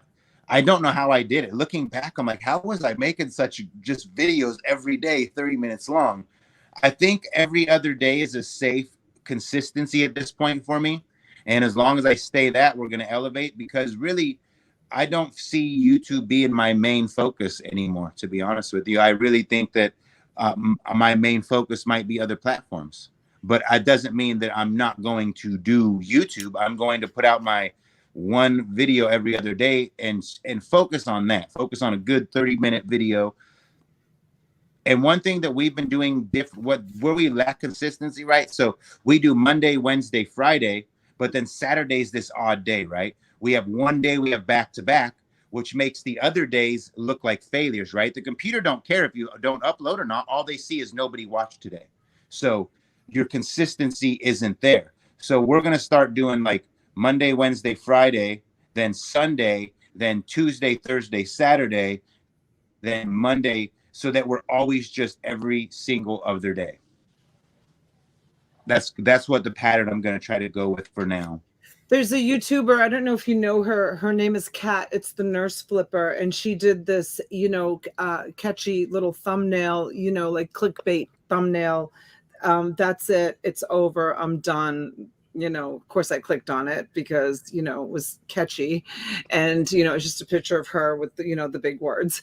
And, I try not to do clickbait, YouTube, thumbnails, every once in a while I might sneak one in, but for the most part, I just do me and selling event, and I try not to do clickbait. But anyways, I did click on it, and this is exactly the topic that she talked about. She was putting out a video every single day, and she's decided that she is overwhelmed with putting out a video every single day, and that it's interfering with her reseller life. It's interfering with her personal life. It's interfering with time, that she's spending with the children. I just watched the first few minutes of it, but that's what she was talking about, how, YouTube is more than a full-time job, than a full-time job. So, and that she can't do a video. She had a good run where she was putting videos out every single day, and she's, she can't do it anymore. Oh, the lights are getting turned off. Your honey wants you to get off the tube and go to bed. No, sorry. Yeah, I don't know how I did. I think about that now, because I haven't been doing a video a day for a long time. Ever since COVID came, that kind of is when it halted everything. And then my pace was no longer there. But I don't think I could ever go back to a video a day. I just don't, because my editor don't want to do that many videos. He don't have time for that, and I don't want to edit, because that's just like you take up one thing and you lose somewhere else. I'm trying to find a consistency where quality becomes more important versus quantity, right? So you need to be in a good frame of mind. You need to be happy. You need to be energized. You need to be relaxed. You need to, you can't just be all 24/7 go like that. It'll wear you. That's why it's all gray now. That's how that happened. Well, you have the advantage that you have that great flea market near you that you go to and sell to all the time. There's that couple, I can't remember their name. They're up in New Hampshire. She just had the baby, you guys. What is their name? Thrift Mind, maybe, or something Thrift like Mind. that. Thrift Mind. I just watched a video by them earlier, actually. Yeah, Thrift Mind. They're up in New Hampshire, and they do. They basically, their channel went viral, and all they do is yard sales. People love to watch yard sale videos and flea market videos. So you've got the advantage of the flea market that you go to all the time, just walking around looking at stuff. People, I even get intrigued by it. I even like looking at those videos. I have not done really well with my flea market videos, but maybe I don't make a good flea market video.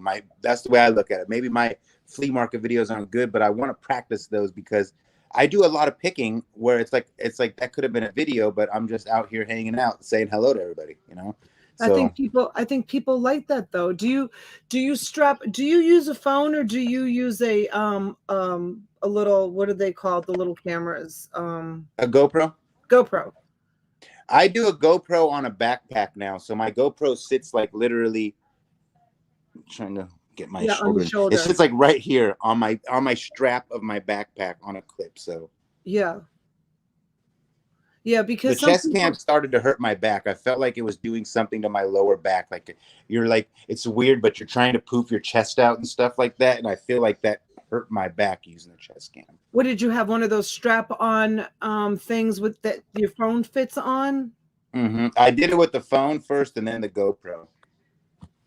I have a GoPro, but I never use it. I always use my phone, and I can't wear the strap-on thing because the way it straps on, it accentuates my boobs even more than they are on women. You know how that thing straps on? It's like so inappropriate for a woman. They need to come out with one that's more appropriate for women to wear. I mean, it's like you have to Luckily, wear. I have small boobs, so it's like it kind of fits perfectly. You should see me with that thing on. I look ridiculous. Like, you know, I can imagine. oh my God, it's so bad because you know what I'm talking about, how it clips on, Oh, you yeah. know, and the way it angles and stuff. Like, I Yeah. can't wear this out in public. This is awful. But I that's why I also switched to the GoPro with the backpack. Because I mean, it's easy to wear a backpack, and then it just has this boom little clip, and it's easier to view. Like I find when you're looking down here, like you start to get this cramp in your neck. You keep wanting to monitor the monitor sometimes. Whereas here, it's like in my peripheral, so I could just kind of see that it's pointing in the right direction. But how do you know that it's in the camera view? Like when you're holding the stuff up, because it's up here on your shoulder. So how can you see that it's in the camera? Yeah, well, view? so that's what I was saying. Like it's kind of like in my peripheral right here because you could Oh, see so the you lens. can see it. You can see it. But the GoPro is super wide. Like imagine if you have an iPhone, the newest ones where you can go in the really wide view. It's Yeah. like wider than that. So like Is it? the new spectrum one. is huge. Yeah, my GoPro's old, so and then you just bought a GoPro mount that just mounts. Hold on, I'm like rolling on one of my new foam wires and I don't want it to get ruined. And you just bought a GoPro mount that just mounts on the strap of your backpack. It's like a clip. I know I got the real one. Like I got the GoPro version at the store. It was like $48, but I do know they make them cheaper. I know Jack ordered the one on Amazon. It was like it was a fraction of the price, but I wanted the GoPro one because I'm just anal like that. I wanted to match the camera. Do you have one of the new GoPros? I have the 9 you bought me. I think I have the 9 now, but they just came out with the 10 already too. It's so annoying. They keep making new ones, but I don't think the 10's any different than the 9. Really? Well, then that means the 9's going to be less expensive. I think I'll save my pennies and buy one of those because you can totally tell the difference with people that use GoPros and people that use their phones. The GoPros are the picture is so much clearer and the pixelation is so much nicer on the GoPros. You agree 100%. That's why you use it. I won't go back to the phone again. Like I did the phone for a while and it is nice, but like the GoPro is much better. It's so much better, the GoPro, especially now that you're going to be doing mostly all content.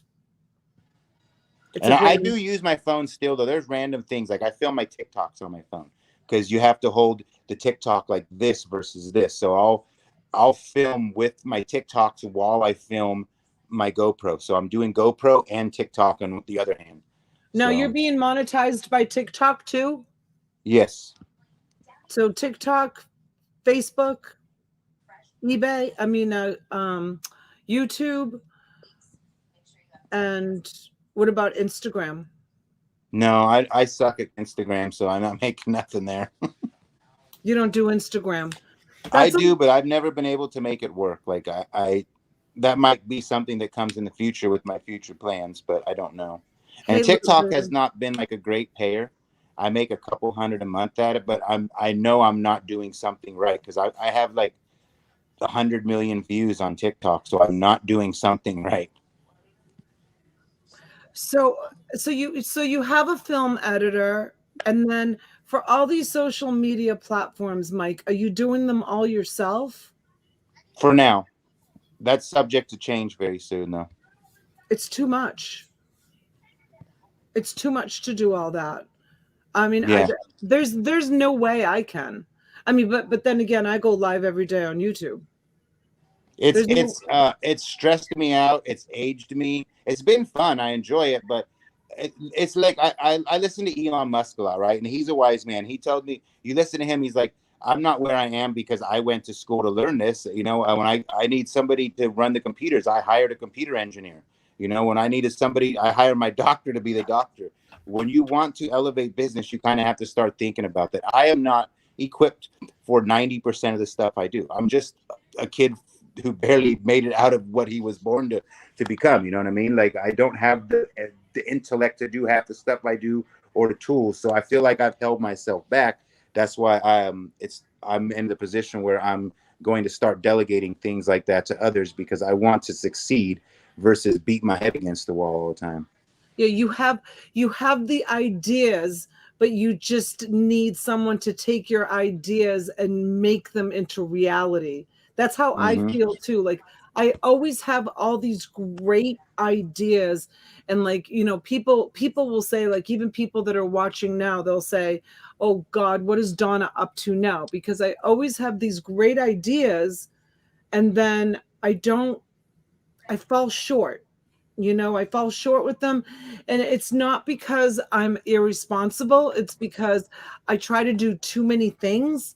And I just don't, you know, I just can't do everything that I want to do. So I think what you're talking about is delegating out. Some of it is it hurts the back pocket, but in the long run, I think that you're going to see that the revenue that's going to come in is going to be worth it. Well, yeah, the potential is endless. I can tell you this. I'm not going to drop names or nothing, but I know people who make 20, 30, 40,000 a month on the stuff they're doing. Oh, yeah. Like, look at, what's his name? His channel went viral just recently. His wife quit her job. Oh God, I used to watch him all the time. I don't watch anybody anymore. It's hard. It's hard to watch people when you make it. Josh, what's his name? Josh, Harry Tornado. Oh yeah. Holy cow. He's another one that went, like, his channel went. That's how it happens. Like, you go through these little spurts and it takes off, and then it's like, and then it goes up again, and then it goes. It's a never ending wave. None of it lasts forever, though. That's the thing. None of it doesn't just stay that way forever. It's like, you know, you take these big jumps and then it evens out, and then it take another. It's almost like the stock market or the pattern, the same way that those systems work. Nothing stays like this forever. Nothing is on a straight incline. Your channel for every equal high is equal low. Hey Todd, Flippin' Hustlers here. Good to see you, Todd. And Pat D's, hi buddy. Hi sweetheart. I waved to you when Mike was talking. But when you're in those moments, you got to milk them. Like, if you're in an algorithm, you don't stop making videos. You can just put out stuff regular. You hit an algorithm about a year and a half ago. Your channel exploded.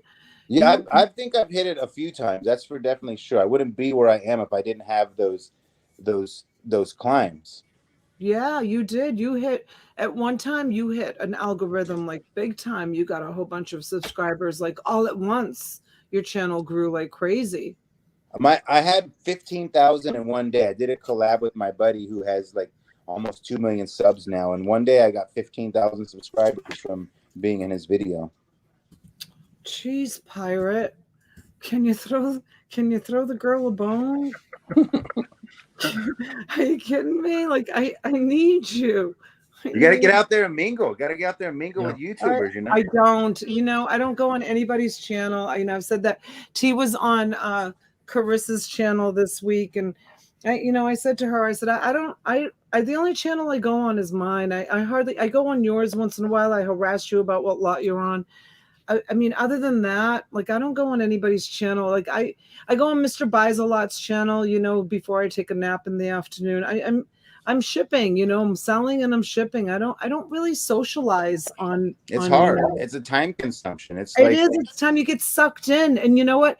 I always say to T, like, I don't even like to leave anything playing, because when I'm concentrating, when I'm shipping, I mean, the worst feeling is when someone comes into the chat and says, Donna, you sent me the wrong thing, or Donna, you invoiced me for the wrong thing, or Donna, like I always say, please, like, just send me an email. Like, don't talk about it in the chat. Number one, it makes you look bad. Number two, it distracts you from like what you're doing. And you're like, oh my God, I did. Let me go look, So I don't like to play anything in the background when I'm working, because people will be talking, during their shows or whatever's going on.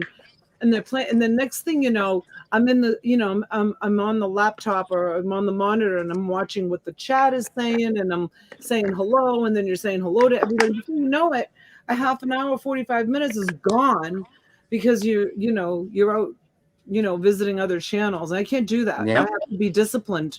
Sometimes I even turn my phone off when I'm shipping. And I don't even answer the phone. I just gotta ship 4 hours straight, nonstop, 4 or 5 hours every morning, just shipping and packing every day of the week. That's what I don't like anymore. I felt like what I used to have as a dream job became a job. That's why I don't like the main reason why I stopped liking the auctions, because what used to be fun to me is now I might as well just go back to being a mover, because that's basically what I am now again. And You hate that's it. what I like what I was. This is being a YouTuber is like a dream job to me. Really, it is. Like, if you could get paid for making videos of living your life, that's what job is better than getting paid to live your life, right? And the auctions killed that. It's become like every day. Oh my God, when's the postman gonna be here? Like, oh my Stressing God, about another that. complaint. Oh my gosh, stressing about that big time. Like, I can't leave because I bought this reseller cottage, right? So I'm like, okay, I can't leave the reseller cottage. Like, I'm all done with my shipping, but I can't leave here until 3 o'clock. I'm waiting for the postman. Oh my God, it's 4 o'clock. He's not here yet. I'm like calling him. I'm texting him. Like, the postman pickup shit is real, you guys.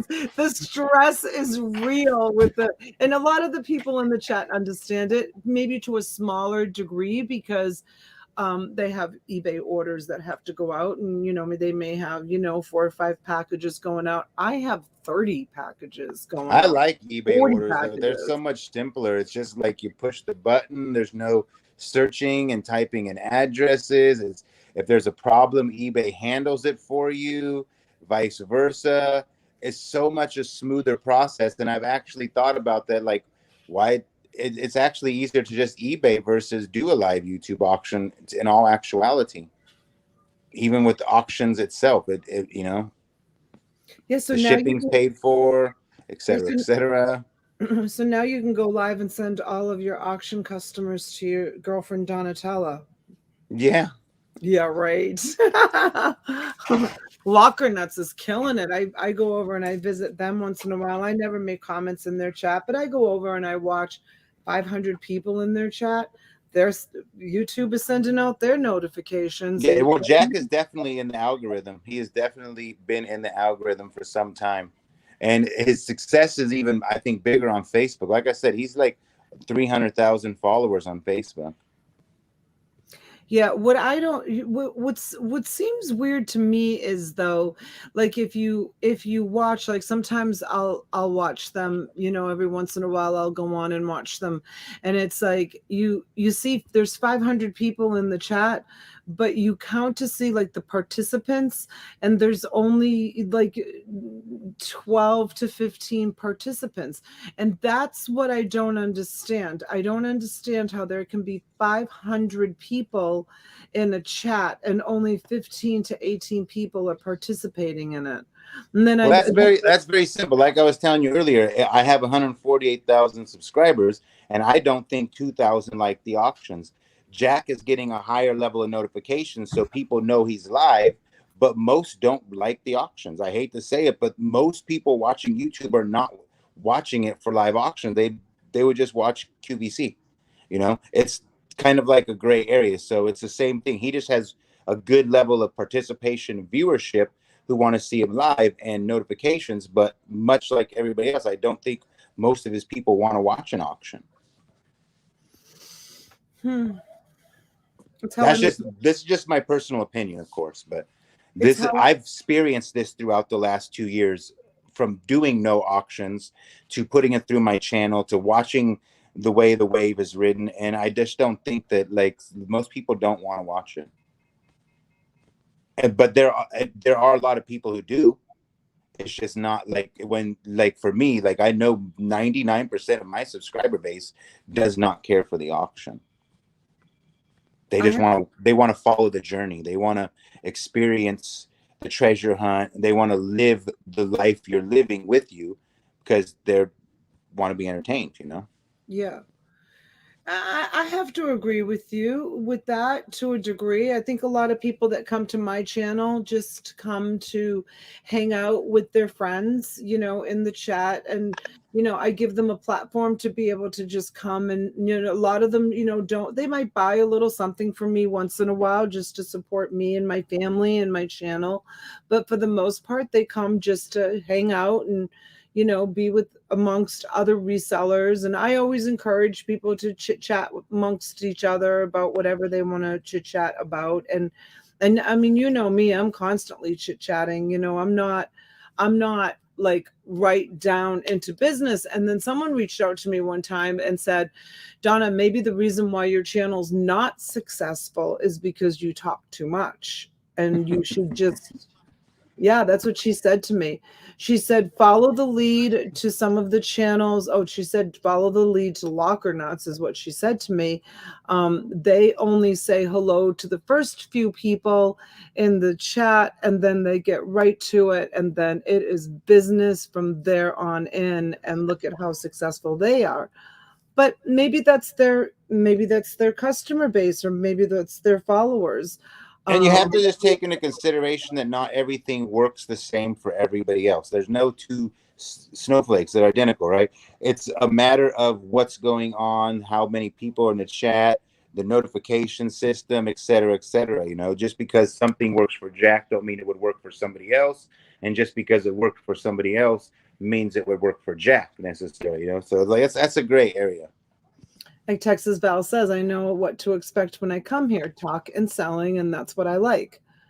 You know, that's the, and you know, and I said this to T. I don't know if T's still watching or she fell asleep. It's 12 o'clock, but you know, I said to T, I said, you know, it would be nice if our channels grew, you know, both of our channels, and it would be nice if we got more subscribers, you know, that came and hung out in the chat. But I think we just need to be happy with the people that, you know, are true to us and come all the time, and even if they, you know, buy a little something. And I think that, you know, it keeps our prices. I mean, if we blow up into a channel, like I tuned into Locker Nuts today, and they sold one Cabbage Patch doll for $50. I sell 10 Cabbage Patch dolls for $50, you know. So they have a customer base that they pay a lot more money. I think somebody said it. Yeah, their auction is expensive. You know, they do bring nice things. They do. I'm not saying that they don't. They bring beautiful things, but holy cow, like it's, you know, it's pretty incredible that I think the bigger you grow, you're going to lose some of your customers because they're not going to be able to afford the prices. Oh yeah. Something that's stuck in my head and what's kind of got me to the point where I don't want to do live auctions is Wade was on live with me not too long ago, and he said this comment about how you don't want to sell to your audience more than like 10% of the time, or force your product on them or something like that. And ever since he said that, it's been stuck in my head that, like, my audience is for viewership and I'm selling to them. And the whole point of this was viewership. Like I said, the auctions were not around for any of these channels when they built their channel. And then it's kind of like you took a little sidestep in the road. That's why one of the things that made me pull back is that it could have a very negative effect. And I'm telling you, I've seen it. I've lived it. I know how it affects them. It's fun at first, but like, you think about how many times can you oversell somebody on something? How many times do you think the people at the flea market could come to my auction or my flea market booth and overpaid and then wanted to come back the next week? And return it? No, just want to buy from me again after they realize they paid too much.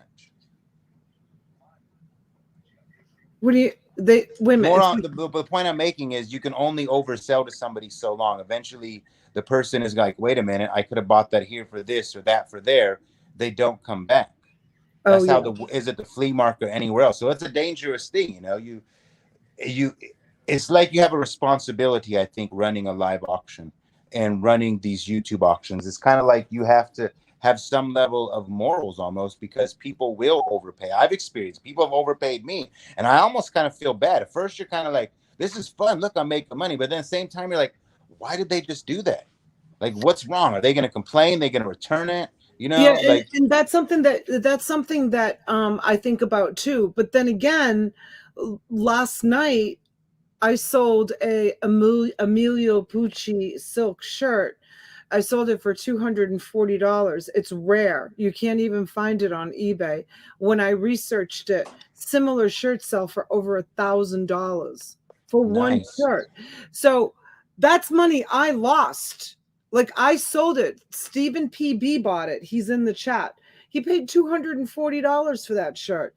He's gonna make bank on that shirt. And then someone else bought a shirt. Sandra, she bought an Escada jacket. Someone looked it up.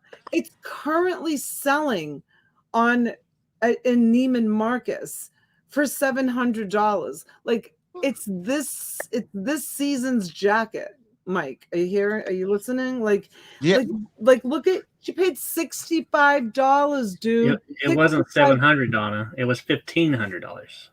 Oh, it was $1,500. She bought a $1,500 shirt, which is currently listed in Neiman Marcus for sale. We got a Neiman Marcus right down the street, right here at our mall. You can go walk into Neiman Marcus and go buy this jacket.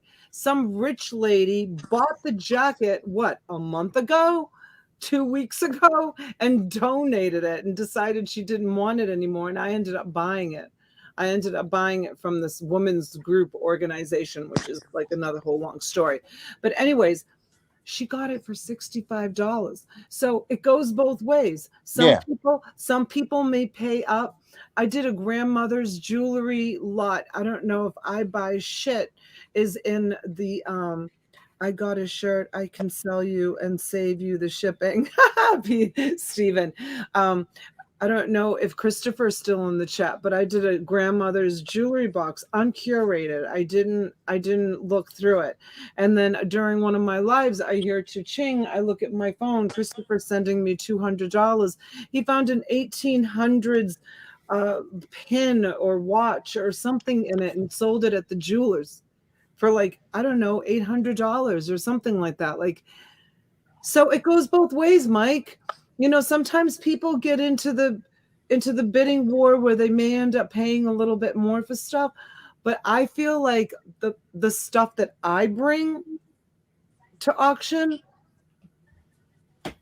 and the prices that my people pay, I think it's very fair. Yeah, but see, like then a wise businessman would also ask, why not put that shirt on eBay yourself and make like 1,000 more?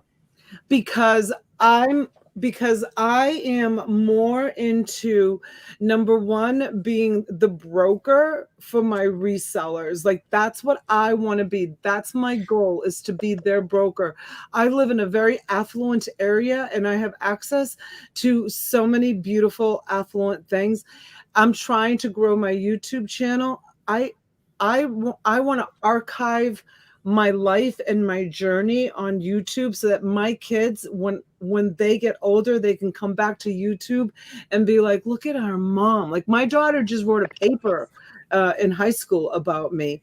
And so I'd have to hire a bunch of people to list the stuff on eBay for me. And to be perfectly honest with you, selling on eBay to me, and you guys can, yeah, you did tell me 1,500, Heather. You guys can tell me in the chat if you agree with me. Say yes. Selling on eBay, I did it for 3 years solid. Selling on eBay, no YouTube. I was not a YouTube content creator. It's lonely. It's a lonely job. It's very, very lonely. Taking pictures and listing the items. It's a very, very lonely and no interaction with people. I love coming on, talking to Kyle, talking to Heather. I have made lifelong friends with my YouTube channel. I've also made a lot of enemies. I have. You can't trust everybody on YouTube. People talk behind your back. They're nice to your face, and then they say mean things behind The your world's back. a greedy place. Everybody wants advancement or more. And the problem with YouTube is people step on your toes very easily. Yeah, I think I'm a good judge of character, but I think sometimes people take my kindness for weakness. You I've know, been there. yeah, my kindness for weakness, and they take they take it and they take advantage of it. So unfortunately that happens too. And my friends have said to me, what do you mean they're your like, what's a YouTube friend? Like, do you even know these people? I'm like, well, kind of. Have you ever met them? I mean, I've met them online. I've been on the same live with them. Yeah, but you don't even know these people. I'm like, I kind of know who they are. Where did Mike go? He's all black again. Striker, you're not saying 2 words. I'm not letting you talk. Well, I've got 2 conversationalists in front of me, so it's hard to get an edge in, a word in sometimes. Donna, to be blunt, you don't take the time to do the research on the items because you are trying to do too much, in my opinion, too busy. Kyle, I purposely don't do the research. I don't even want to look. I don't want to see how much the stuff costs. I just want to bring it to, oh, his phone died. He's in the chat. I just want to bring it to you, and I want you guys to make the money. Oops, I clicked on the wrong thing I meant to remove. And I want you guys to make the money because, in my opinion, like, you can't buy that kind of advertising. Like, if people go out there and say, oh, have you heard of Donatella or Auctions for Use auctions? They sell incredible things and they have, great stuff at great prices, and you have an opportunity to make, I have it up on my laptop. Okay.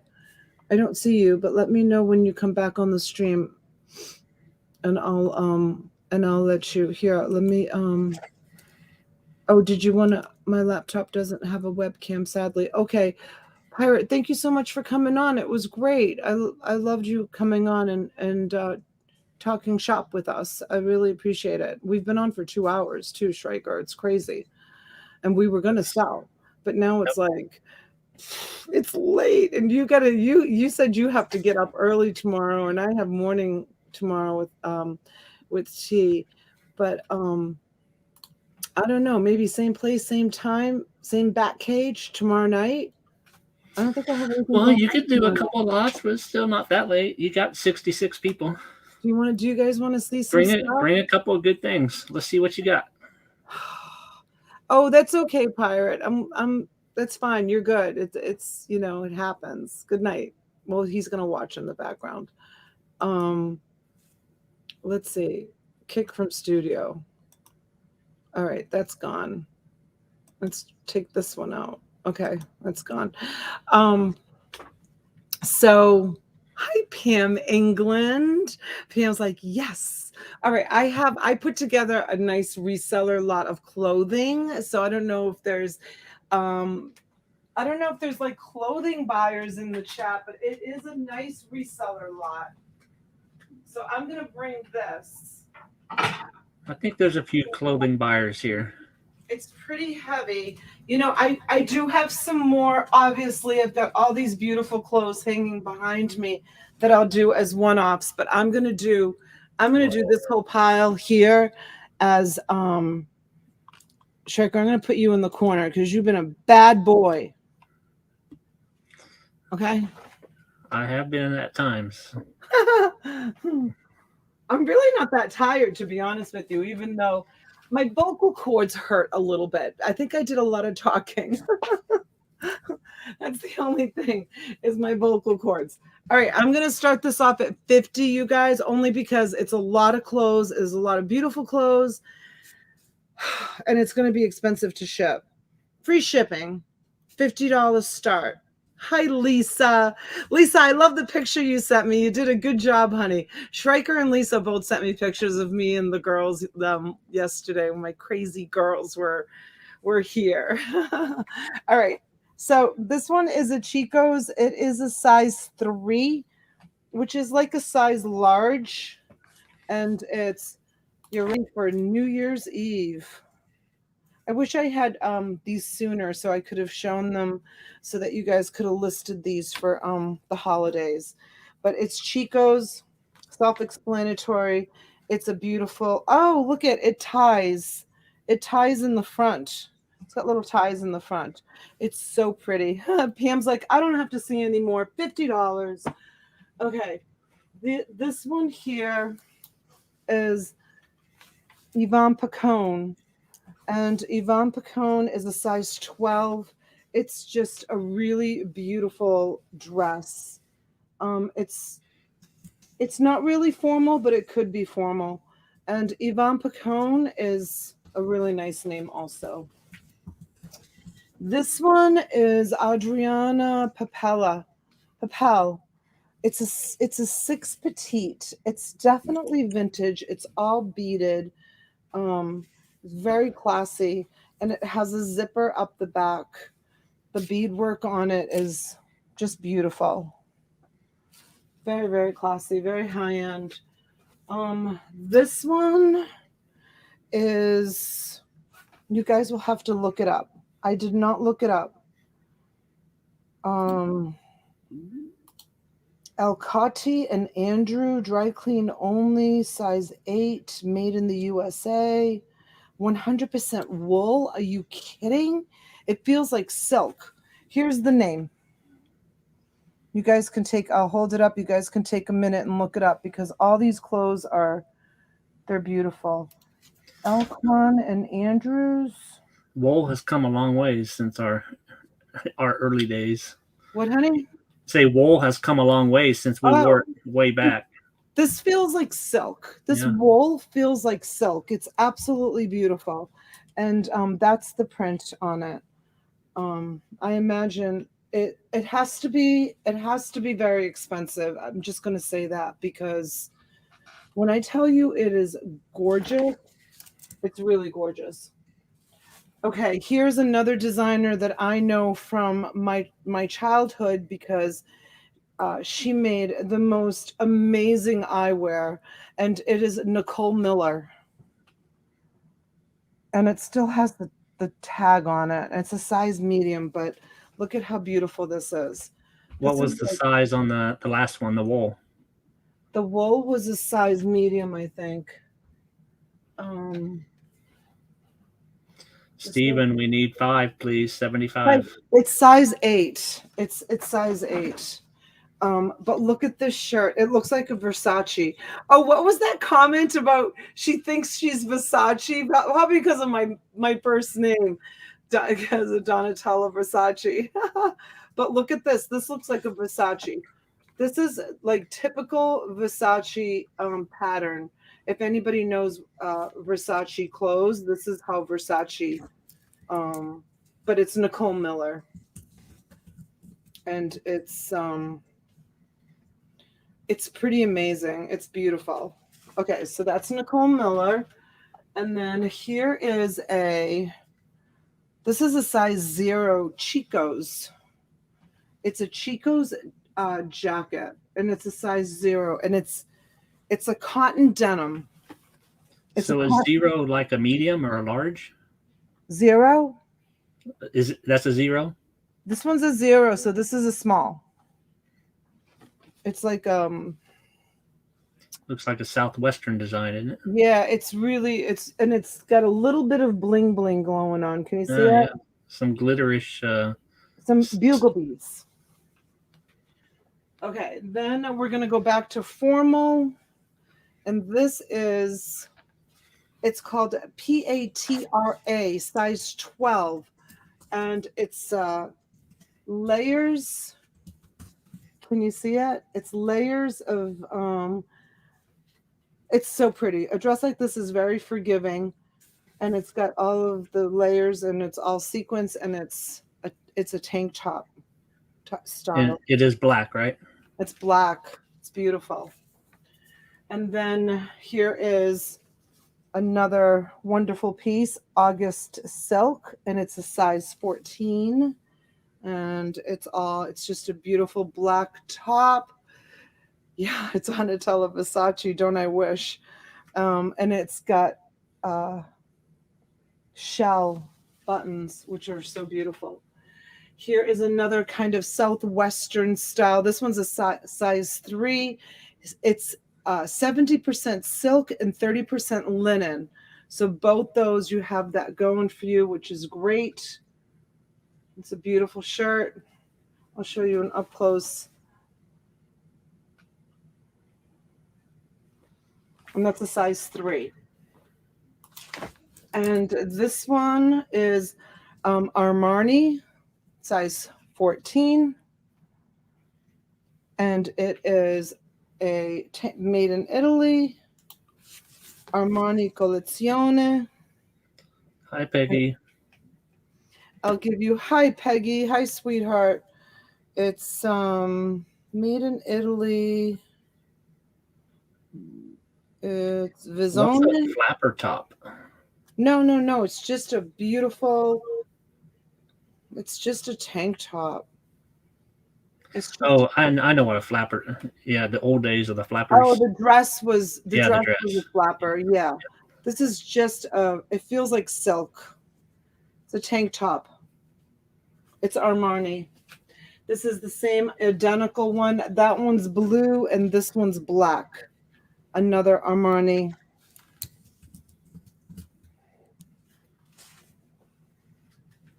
Right. Then we have Chico's size 2.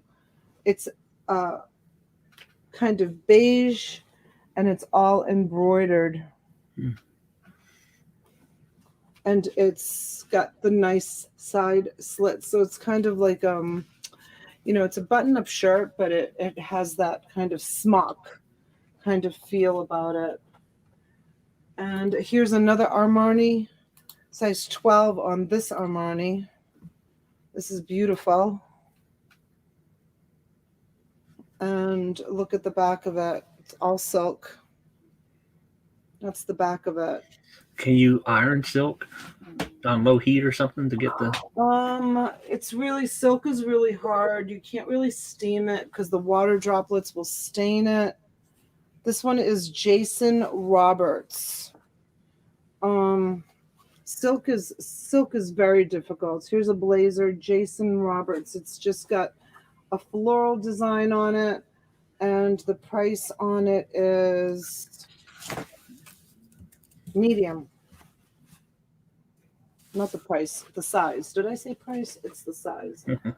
Okay, here is Chico's size 3. That looks pretty thin. Yep, it is. Chico size 3 on that one. Here's the hot cotton.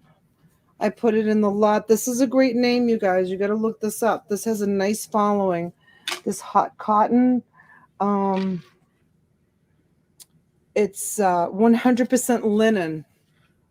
100% linen. People love linen. And then here is another Chico's size 3.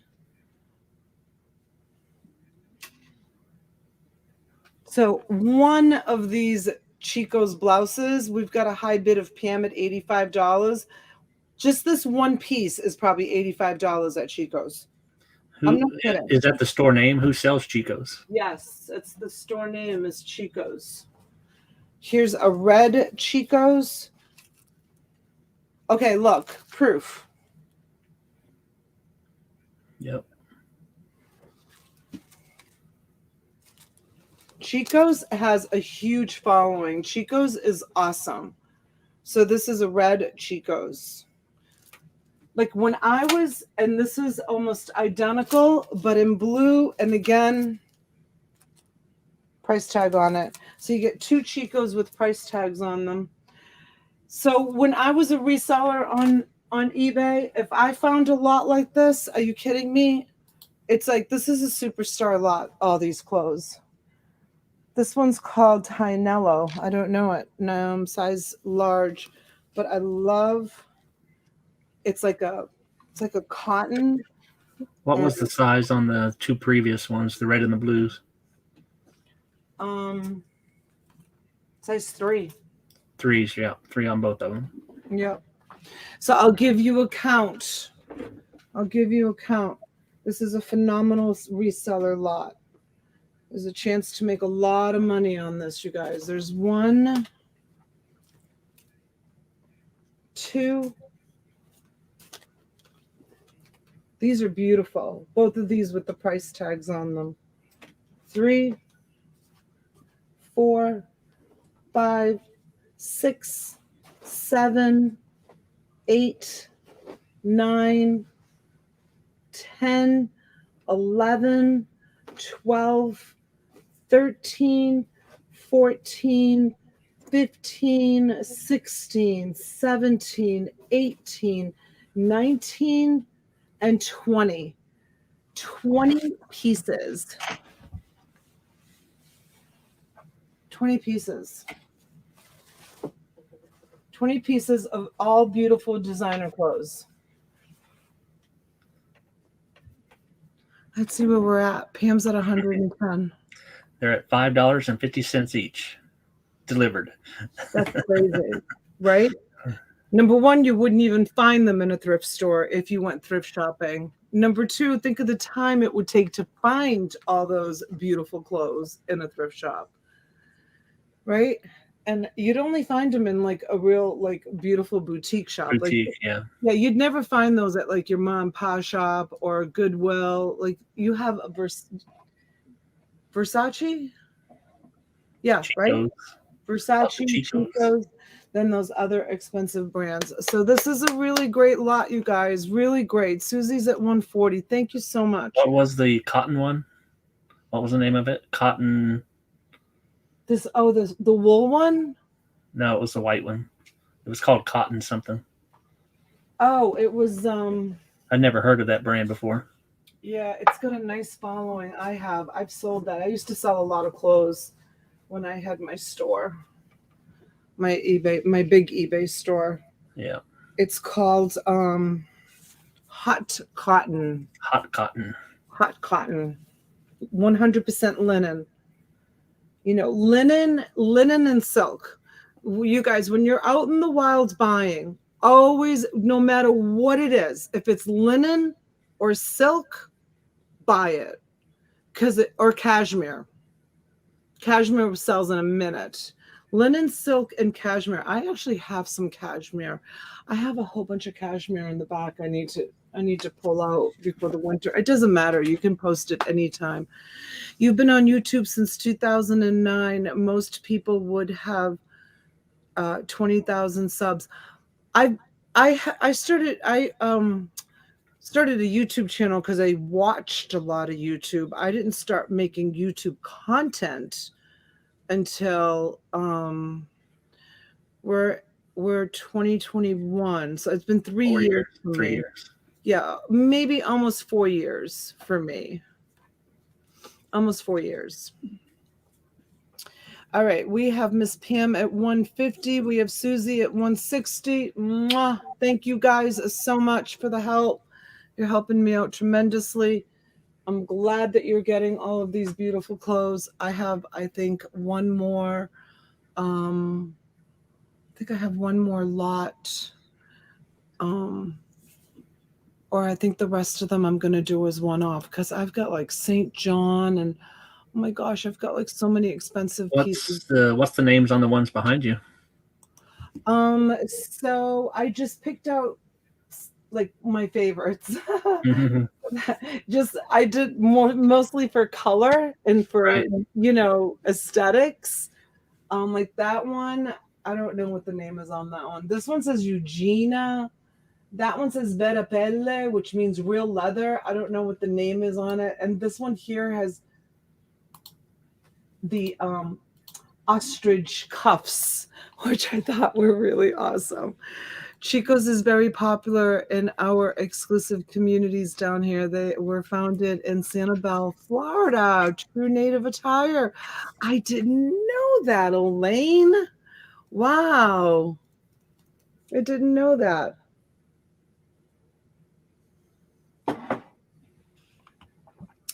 Donna, if you have a cashmere coat in the garage, I'm all about buying it now. Okay. I just sold a cashmere coat, a men's. I just sold a men's Now cashmere. reread that. Donna, if you have a cashmere goat in the garage, I'm all about buying it now. I know he meant coat. Now, well, where's cashmere come from? Huh? What makes cashmere? I don't. Is it A a goat? sort of cotton? I don't know. That's why I'm thinking. I don't know. No, cashmere is rabbit, isn't it? Or No. what makes cashmere? I can't remember. I used to know it. Someone quickly Google. See, Heather M2 says, I've missed you, Schreiker. Susie's Thank at you, 180. Thank you, Susie. I like the goat story myself. So He's so funny. I'll have to look. I will look, Stephen, and see if I have a men's cashmere. see, there you go. They Googled it for you. Ah, so he meant it on You had it right. purpose? Yeah. A cashmere goat. Oh, so he's not looking for a coat. He's actually looking for a goat. He wants to make his own cashmere. Kyle thought it was a cat.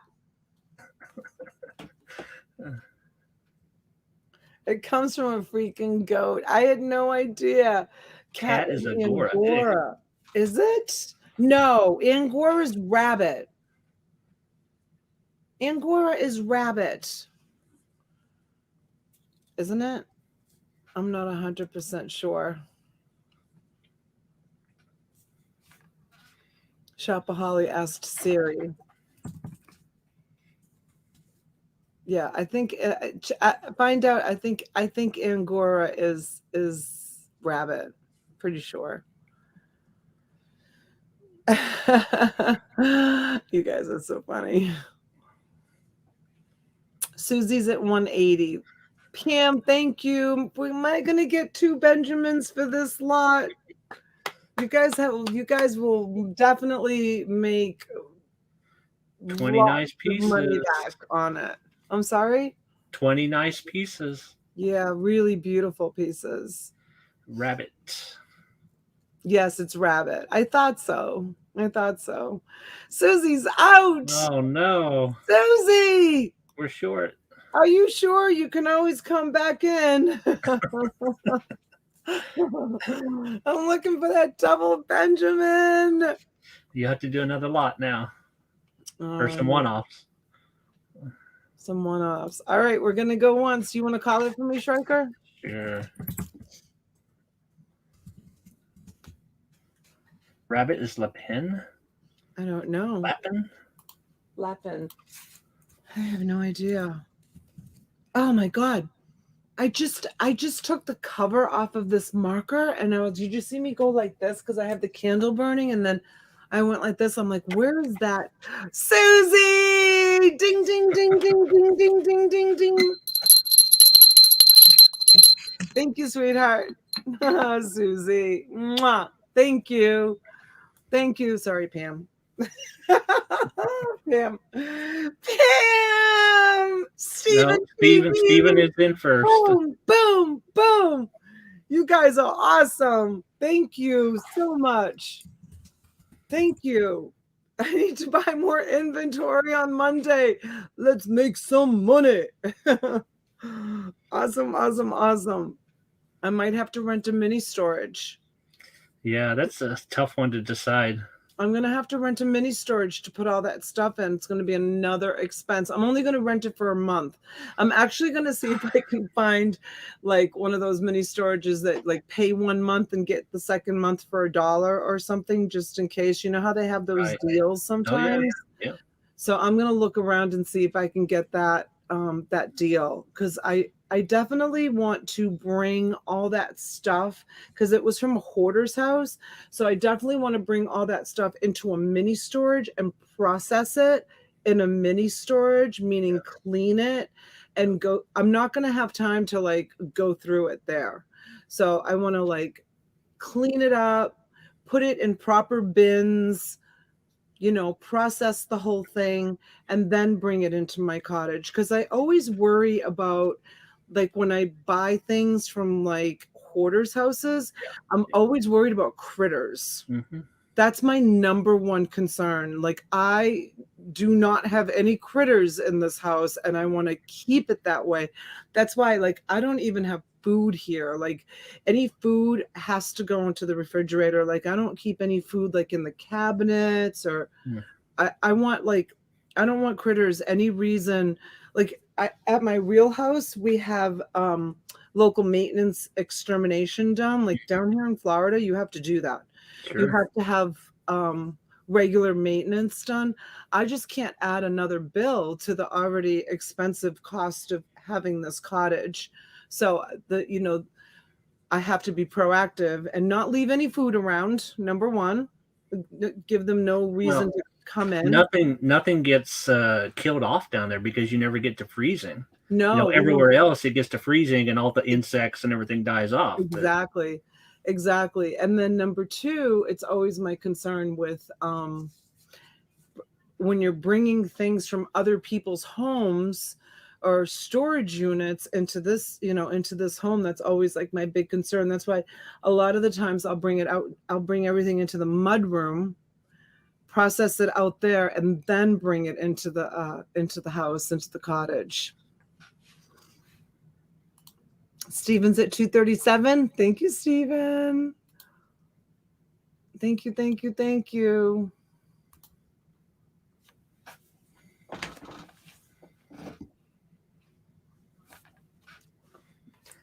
So we need to hear from Pam and Susie. Okay, you guys let me know. Pam and Susie, what do you think? Susie's probably going to go out because she was just being generous and gave me that extra 10. So she's probably going to go out. So I don't know. Maybe Pam might come back in. Yep. Pam's wanting them. Pam, are you at work, honey? You guys, Pam is a nurse. So we thank you so much for your service, Pam. She's 247. Pam, what kind of nurse are you, honey? I have so much respect for nurses. I really do. Susie's out. Susie, thank you so much, sweetheart. I didn't mean to beg you for that last $10. I kind of feel guilty about it now. Was that e-begging at its finest right there or what? No, not exactly. I thought Pam said she was a cancer nurse or something. Oh, did she? Pediatric? So. No, oncology. Oncologist, yeah. Yeah, she's an oncology nurse. I just something I remember from a chat before. Look at Steven. For $247.95. I'll take it. I'll take No. I'll take it's gonna throw us into disaster mode. No rules, no nothing. I'll take your every last nickel. It's okay. No, nickels are fine. I'll put the nickels towards my expenses. I'll take the nickels. Nickels are fine. I'm okay with it. Wait a minute. So Pam came in at 247. Right. You need to come in at 257.95, Stephen. Pam has the high bid of 247. Oh, now you got Pam going. Pam, you're outbidding yourself, baby girl. You're at 247, Pam. You're good at 247. We'll see what Steven does. I bought a bunch of dollar jeans at a thrift in the summer and I brought roaches with me. No, critters are awful. Thank goodness for combat roach bait. I got rid of them. Oh no, Mom knows. That's awful. Look at Steven with the little O's. Thank you, Steven. Yeah, I mean that's always a chance. So it's good to have a plan. Like you take it somewhere else first and get it cleaned up and then bring it home. Yep.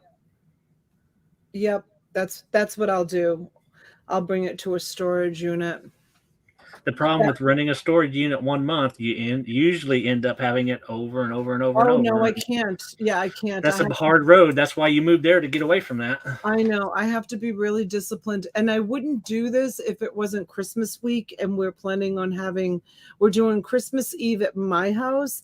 And then the girls, it changed to today. I have to get a plan. If we don't do Christmas Day here, then I'll bring everything, here and put it in the mudroom. I won't get a storage unit. Because then, I'll have the stuff here in the living room, but it's Christmas week. So if we plan on having Christmas Day here, and Christmas Eve at home, we do kind of like a big Christmas Eve. Like we do the big meal, we do the 7 fishes on Christmas Eve. And then Christmas Day, what I usually do is I make like a monster size antipasto, and it's like you just like an eating frenzy all day long. Hi, Lucinda. Welcome in, honey. What's going on here? Oh, it was fun. We had Pirate come in, and he shared a little bit of his knowledge with us, which was really great. And it was fun. We had a nice conversation, and now I'm just selling a lot of clothes. And we've got Steven at 260. Pam, let us know, sweetheart. Pam's in at 271. She is. I didn't see it. Oh, there she is, 271. Did she say she was an oncology nurse? No, she hasn't. That is such a tough job. Oh my God, I have so much respect for you. You know what, Sandy? I'm gonna see how it goes. I'll check with my husband. I know it sounds kind of crazy, but he is just really not into the whole YouTube thing. And last year, he wasn't really happy or excited about, going live and sharing, the house and the Christmas presents and all of that. So I have to separate the two, but we'll see. We'll see. Steven. Whoop, whoop, whoop, whoop, whoop. Thank you, Steven. Thank you so much. Man, I hope Steven sticks around to look at my shirts. Oh, yeah, he will. He'll love them. He will love them. I don't know. Not everybody loves Harley Davidson anymore. It's hard to tell. No, Lucinda, he's not a Scrooge. He just likes Privacy. It's like Dominic's wife. Oh yeah, you've never even seen her. Yeah. Which he just recently posted a picture on Instagram. Oh yeah. Yeah. I mean, you're gonna call her a Scrooge? I mean, Dominic's been on YouTube for a very long time, and she's never made an appearance. And for that matter, neither has Mike's girlfriend, girlfriend. I don't know, what she is, but she's never made an appearance. She keeps very private as well. You never see her ever. Just YouTube is just not for everybody. Do you remember how many pieces there was? There was 20 pieces. All right, I'm gonna add a few more pieces since we're up so high. I appreciate you so much.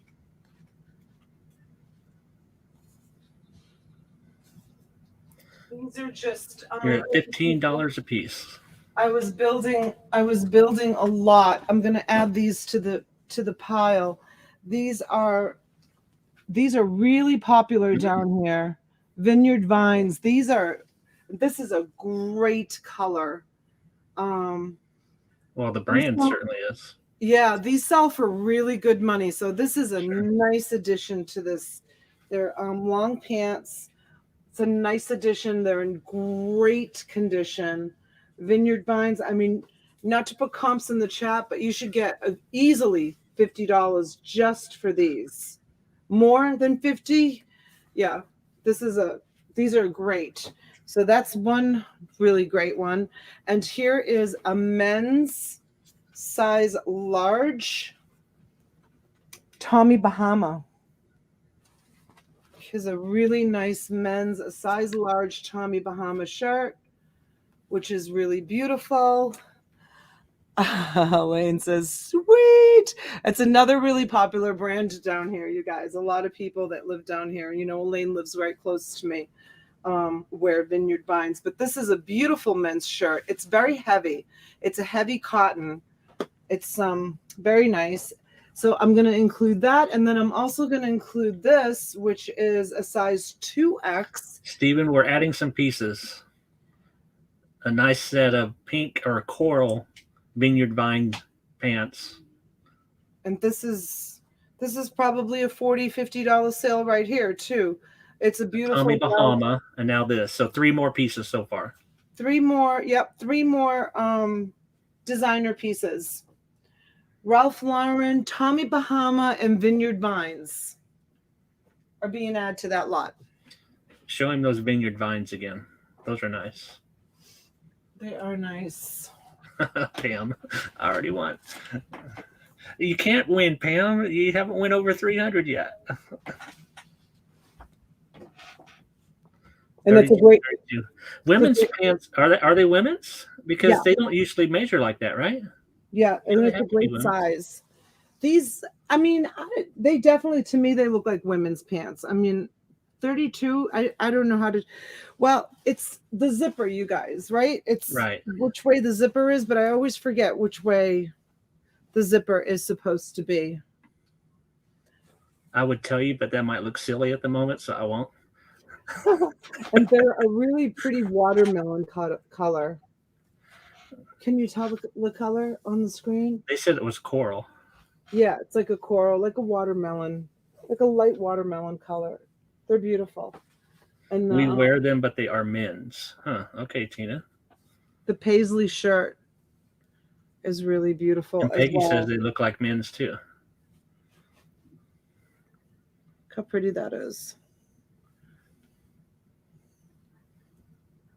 That's not the Tommy. That's the what is that one?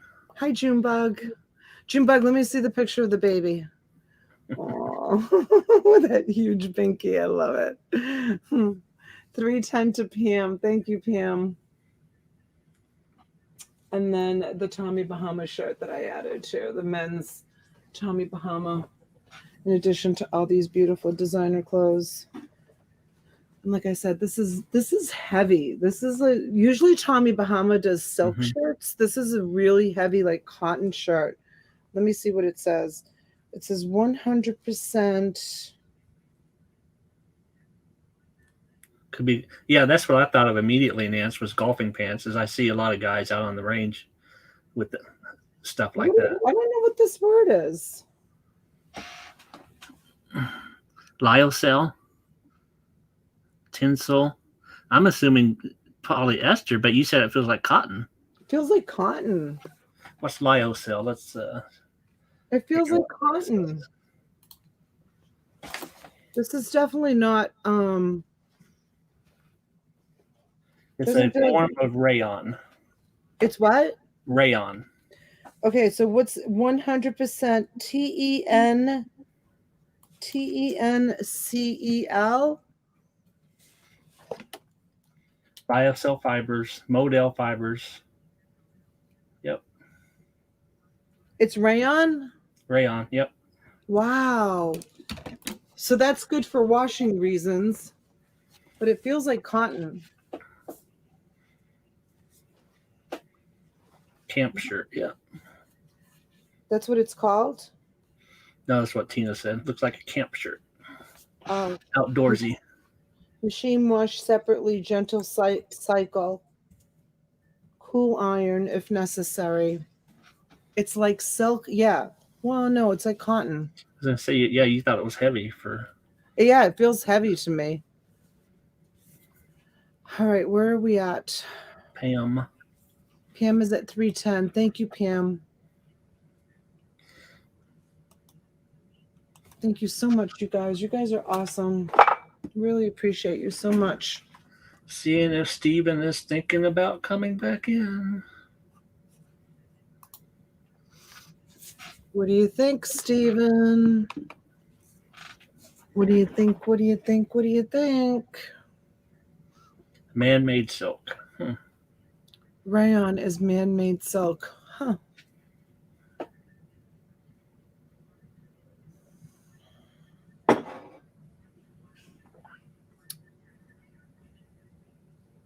I took before I came on because I was afraid, I was going to be holding up. I don't know if you've been watching. Remember I had the cortisone shot like 3 months ago in my shoulder. My shoulder was killing me and then the pain went away. Well, it's back. So I took 2 Aleve before I came on, just before we came on. Boy, I can't tell you how much, like, it feels so much better because I knew I was going to be doing a lot of this motion. I mean, I go to about here and then it hurts. So. But that Aleve will only last 12 hours. I know. I don't want to. Your shot 3 months. Yeah. Well, he said to me, you can do it again. No, he didn't. He said, I'm going to give you a cortisone shot. He said, if it wears off quickly, I don't know what quickly means. He says you need to go get x-rays to see what's going on in your shoulder. I thought everyone in the chat was saying 3 months was a normal time frame for it. Yeah, that's what they were saying. 3 months. That's not quickly then. That's not quickly. How many cortisone shots can you have before it's like, how many can you have like in a year? I thought somebody said like 3 or something. I don't know anything about cortisone shots. I guess I'll just take a leave for like a month or two. The only thing that I'm worried about is if there is damage in there, like I don't want to damage it even more, right. Because then I'll be completely out of commission. But I sold a lot of plush this past week. I've been selling a lot of plush, and the way I pack my plush, I use my arm a lot to shrink wrap the plush. Like I'm constantly doing this motion. So I packed shoving them down in the bags and squishing the air out and stuff. Well, no. I mean, the people that have gotten plush from me, I roll it in cellophane, and then I literally throw my body and my arms onto the big ball and push all the air out, and then bring the cellophane over and like I shrink wrap it. But I use like my upper body and my arms as force to get the air out. Like some people say, why don't you use a vacuum? But I just use my body to do it. All right, is Steven out? Are we going to close this? Steven, are you out, honey? We're at 3:10 with Pam. He may have got kicked off. He hasn't responded. Can you tag him? Well, that's not going to prove anything. It's not. He's posted recently, so you should be able to tag him without any problems. But okay, so let's close it to Pam. All right. Poor Pam has waited long enough. She's like, come on, close it, close it, close it.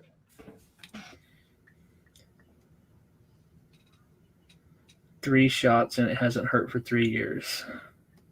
Oh, you did, Nance? Like 3 shots in what time period? Well, everybody's saying 3 in a year's time frame, so. Moses! Hello, sweetheart. Welcome in. We're sorry to hear that, Saggers. I hope you feel better. I don't know what happened to you, Steven. I hate, all right. Oh, Tide Pods. Well, you need to go to the hospital right away. I know. That's not very good for you. You guys don't delete the messages. She can stay, or he. It's just a child being like stupid. I don't know what happened to Steven. I feel bad leaving him behind at such a, great lot, but close it to Pam. I don't know. He's gone. He's gone. Maybe he'll come back. Okay, Pam, congratulations, honey. That's some nice stuff there. You've got a 23 items. You've got a great lot. 310. Awesome, Pam. What part are you figuring out, Tina? I have to run to the little ladies' room for a minute. All right. Do you want to show your shirts? Yeah, I'll show some shirts. See if anybody wants to Miss buy some Linda. Harley shirts. Hi, honey. Congratulations, Pam. Okay. Pam Wowzer. All right. I have 5 or 6 Harley shirts. Start them at 25. All right, I'll be right back. 2 seconds.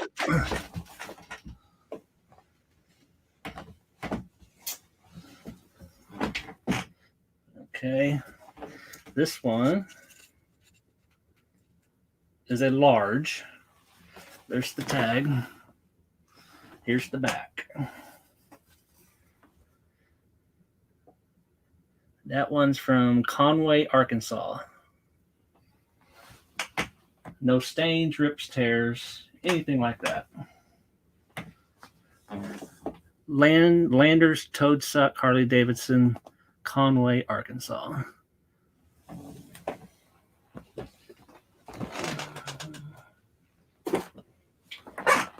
This one is also a large, 24/7.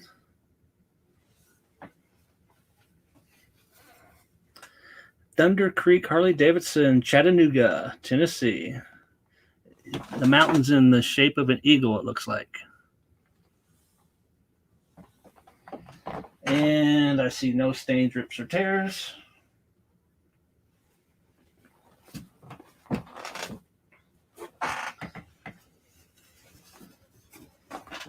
That one has a pocket, and it looks like it has a little bit of stain right there. And maybe right under the pocket as well. This one,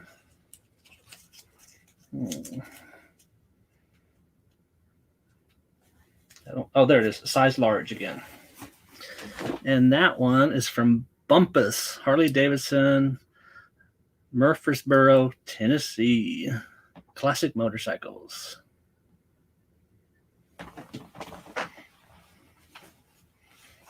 Oh, come on, Saggers. Be nice now, or you'll have to take a ride somewhere else.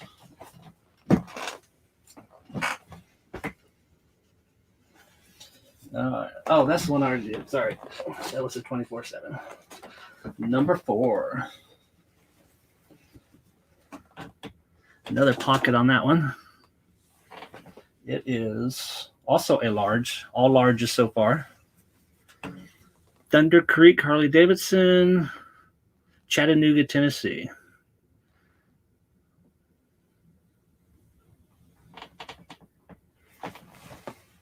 So that's 4.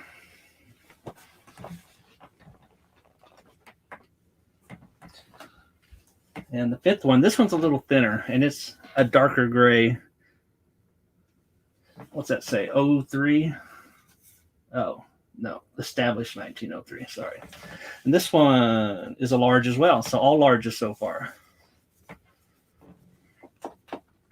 Another Bumpus. That has cannons with it and an eagle. All right. So there's 5. And the last one isn't a Harley, but it's Harley related. Sturgis. 2002 Black Hills Rally.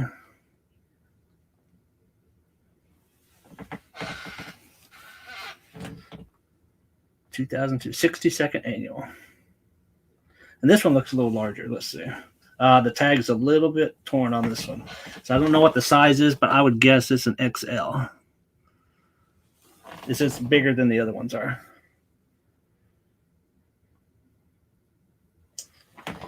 All right, so 6 t-shirts. Okay, well, there's one more. It's not a Harley, though. It's a concert tee.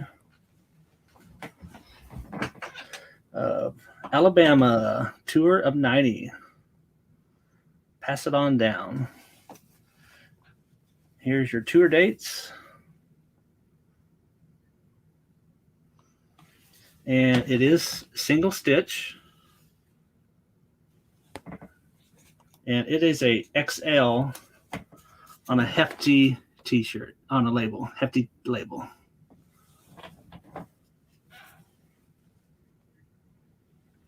And this one does comp out pretty good if you check it out.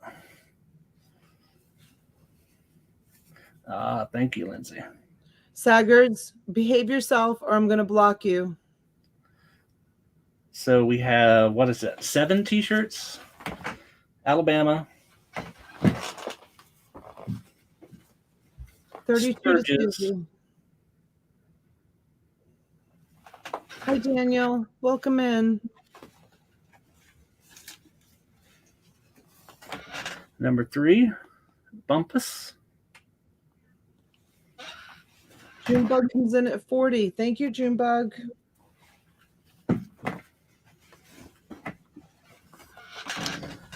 Thunder Creek, Chattanooga. 45 to Tina. Don't block me, bro. Steven, you leaving, honey? Another Bumpus. He's at 45. Steven made it back.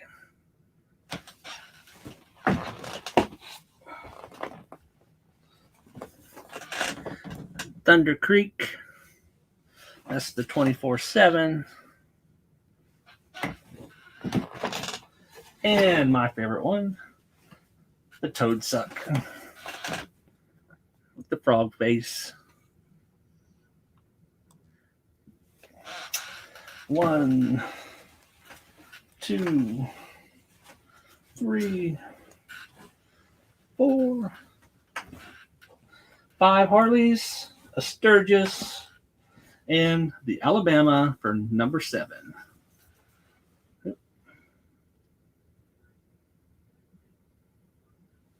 Pass it on down. Is your city and state on there? No Picos here, Saggers. All right, 7 t-shirts. Larges and extra larges, mostly large.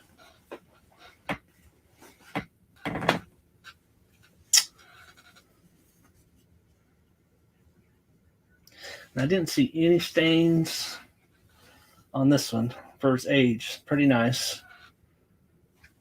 It's not all crackly or anything.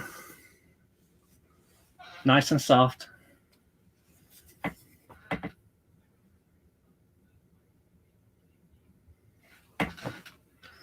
All right. We have Susie at 50. Anybody else? Everybody gone out? We'll count it down. Want me to count it down for you? You got it. Oh, I got it. Okay. Yep, some nice ones in there. Oh, Saggers, don't eat 60 Tide Pods. That'd be really bad for you. Holly, one of them is vintage, the Tour. The other ones are not vintage, only the Alabama. And it's from 90.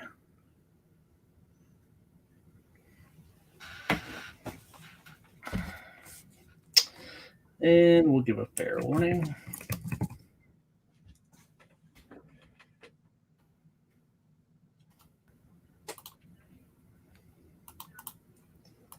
And we'll sell to Susie for $50.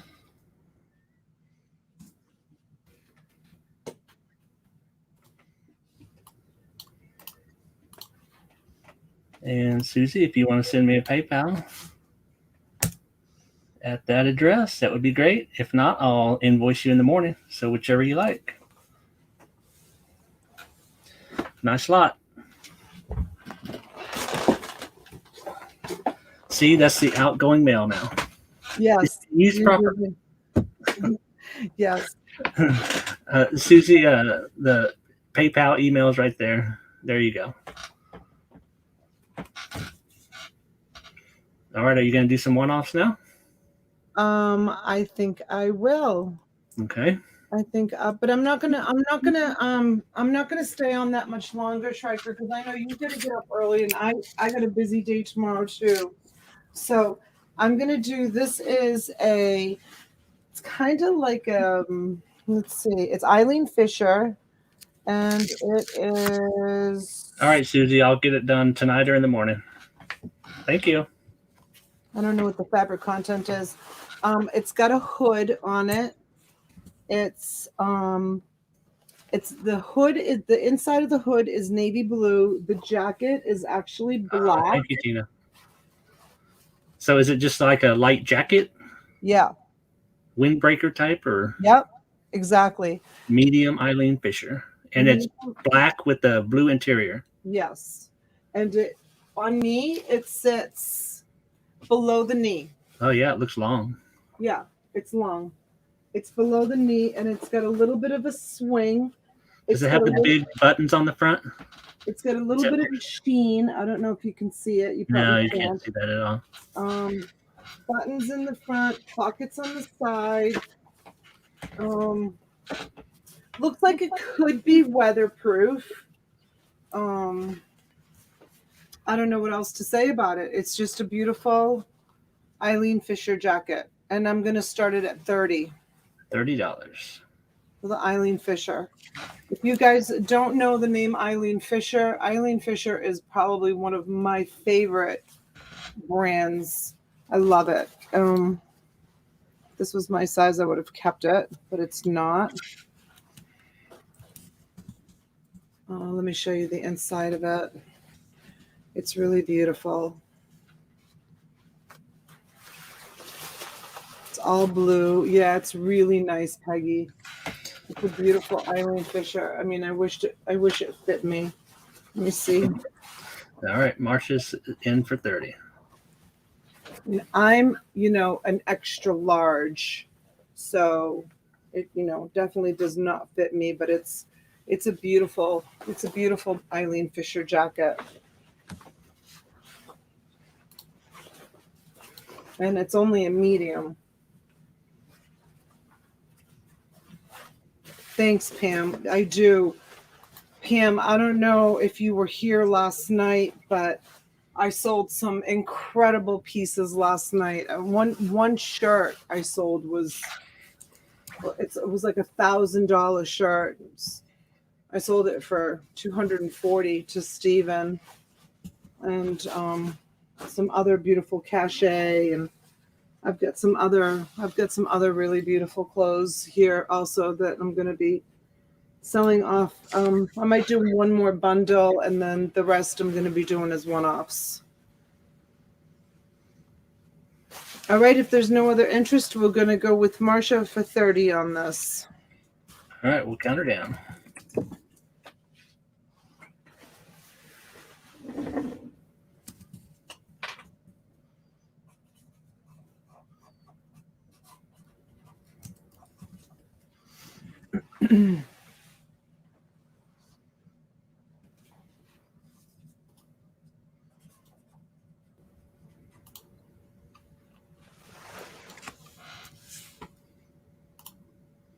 Oh, Tina, trust me, thank you for the compliment, but it's crazy. Like it's really thinned out.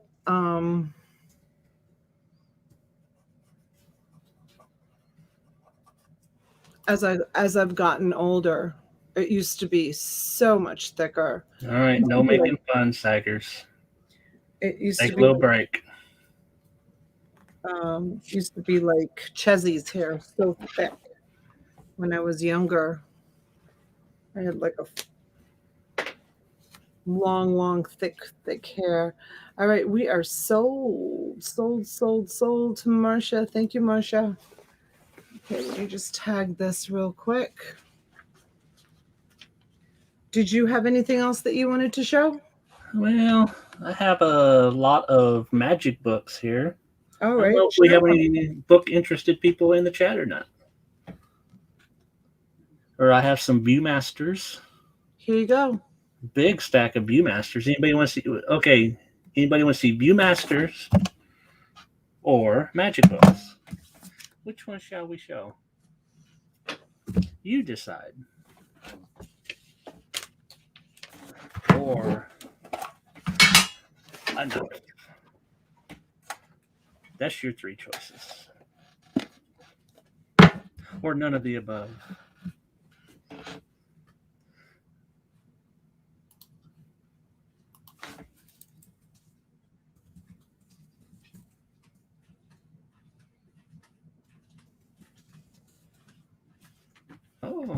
Susan with the knife.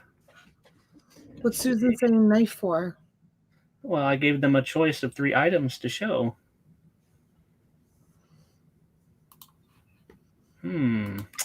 Okay, let's start with the books. If we have time, we'll go to the other stuff.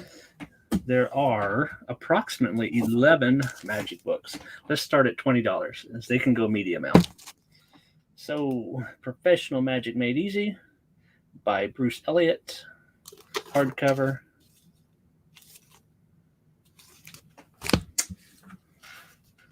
Card Magic Made Easy by Walter Gibson is the paperback. Some illustrations in that one. Susan. What'd she say? She's saying, pay attention, Donna. Magic, Stage, Illusion, Special Effects, and Trick Photography. Albert A. Hopkins, paperback.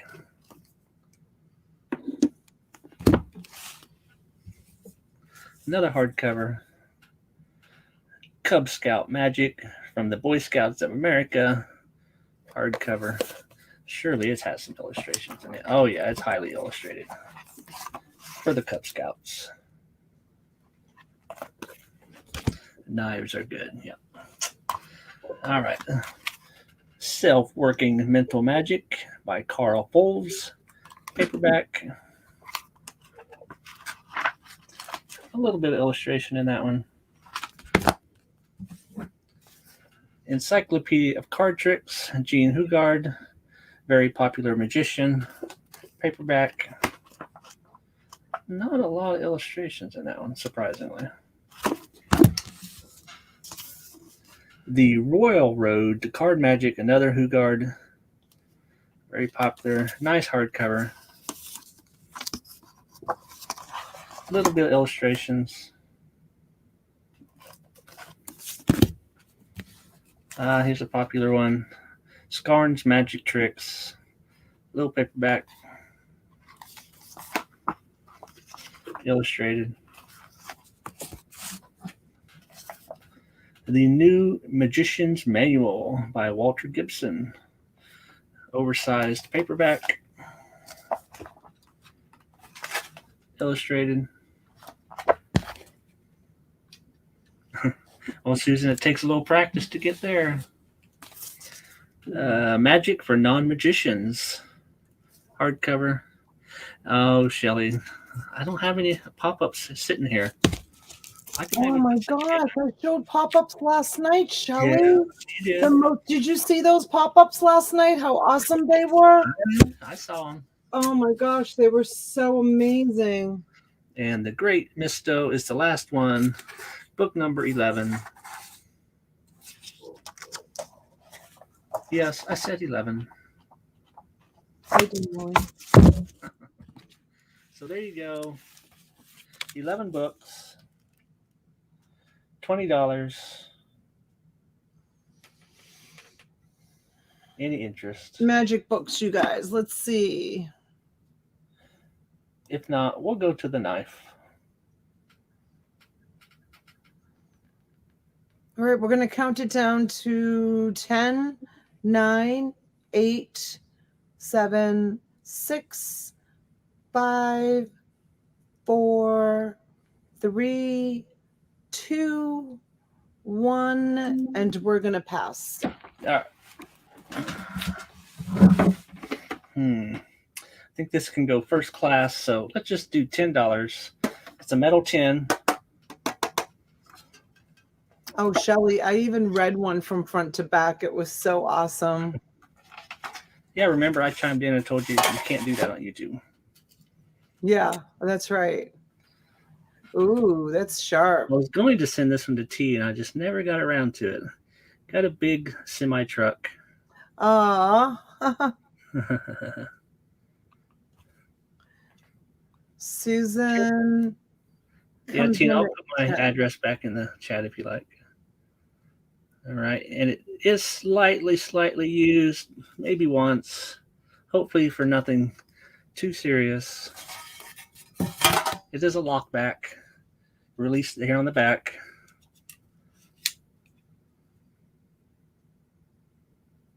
And does it have a name on it? No, it's a American Eagle. American Eagle. That's I don't know if that's where it came from or not. Let's see. It does say CS. I don't know if that's a. Okay, gonna be blinded. there it goes. Collector series is all it says. All right, and it is. I can tell you the length. Does it come with a book, How to Get Away with Murder? Well, I could probably find you a book. All right, 7 inches overall length, or a 2.5-inch blade. It appears to be. Tina, not me. I don't like that light. It reminds me, it gives me nightmares of going to the dentist. But very necessary to have a magnifying these days. So, all right. Looks like Susan is the interested party. Goes back in the nice little case. It is nice enough to be a present if you like. Any other interest, folks? We're going to start going once. That'll 10. And we're going to go twice. But I didn't know the T would really care for a knife anyway. But and a fair warning.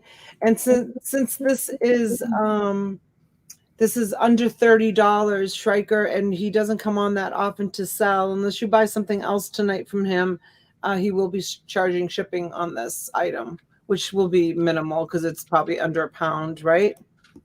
oh yes, it's under a pound. But I'll work with it. It's not a problem. Did you sell it? I'm selling it right now. Just copying my paste and it's going to Susan S. for $10. All right.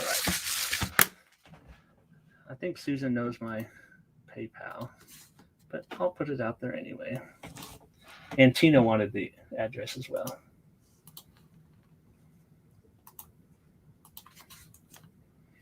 All right. What's next? There you go, Susan and Tina. Sandy's lagging. Let's see, at Sandy.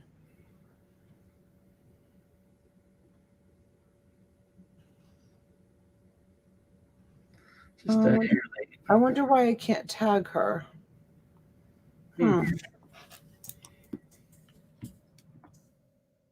She knows. I can tag her fine. Oh, you tagged her? Okay. Might want to tell her she's lagging.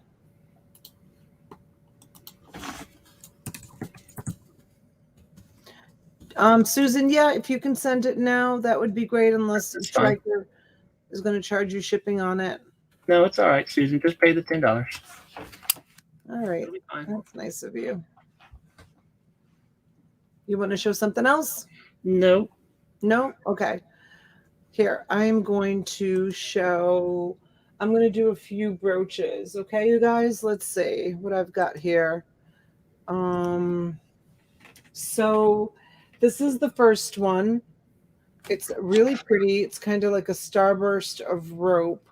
I don't see a name on it.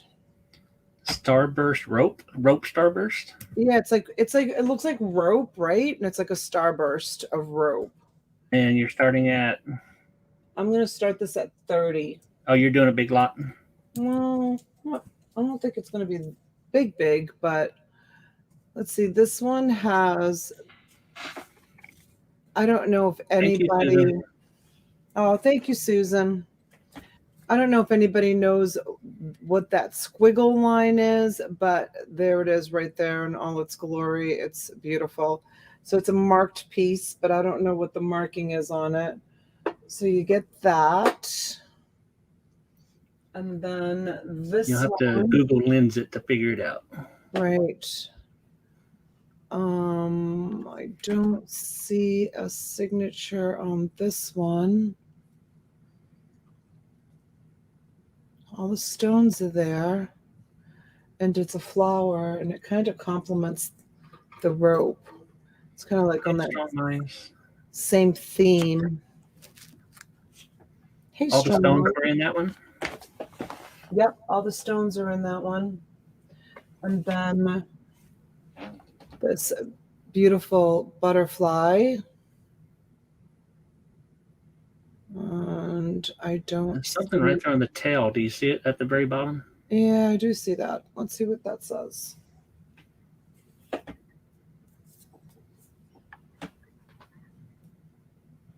I think it's part of the squiggles. It almost looks like 1999, but I think it's just part of this. Oh, no. It's a Monet. It's a Monet. Well, that's a nice squiggle then. It's the Monet is written underneath. See, I'm not really, you guys don't trust me when I say it's not marked, because I would have never have seen this marking on here. So buyer beware. It says it right there. Monet. Oh, it's under the pin. It's not down on that tail area at all. No, it's under the pin. That's a beautiful Monet butterfly. Good night, Nance. Good night, Nance. We'll see you tomorrow, honey. Sweet dreams. We got that pretty butterfly. And then Okay, thank you, Tina. this one. This one can be either a pendant. It's the fish. It can be either a pendant or it can be a pin. It's both. And it has all the holes in the back for the light to shine through. So I don't know. I would test that one for sure. There's that one.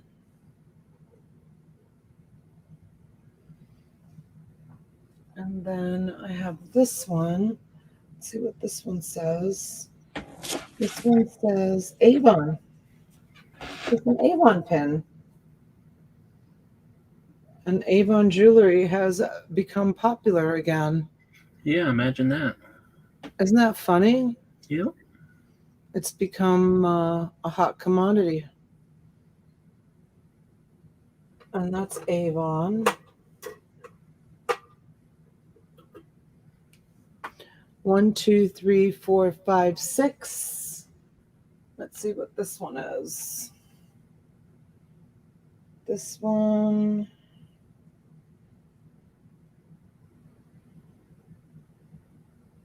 Oh, I don't see a name on it.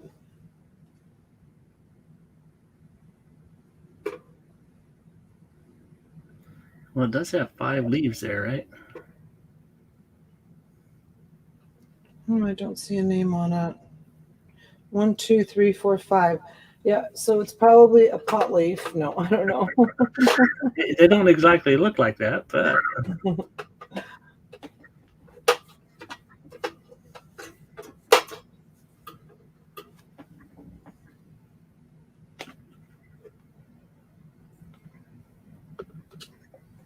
Thank you, Tina. I got it as a gift. I got it as a gift. And how about we put... This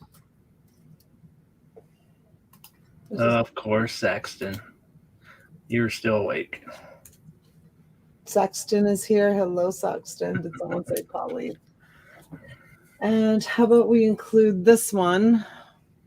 It doesn't match the gold, but I've run out of space on it. Mexican silver.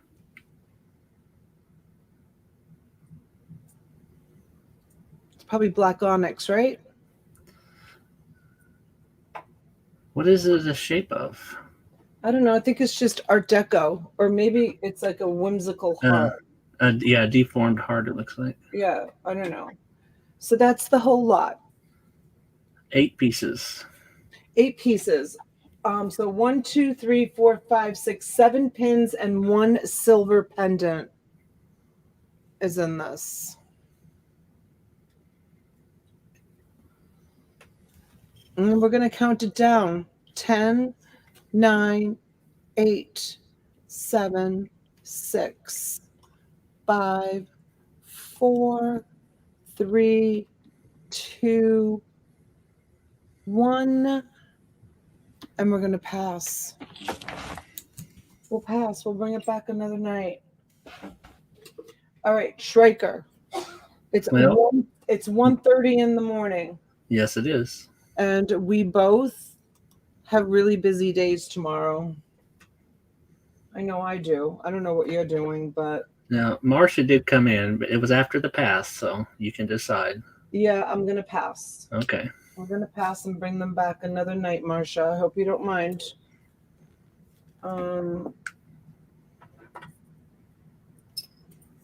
We will. I'll bring them back another night.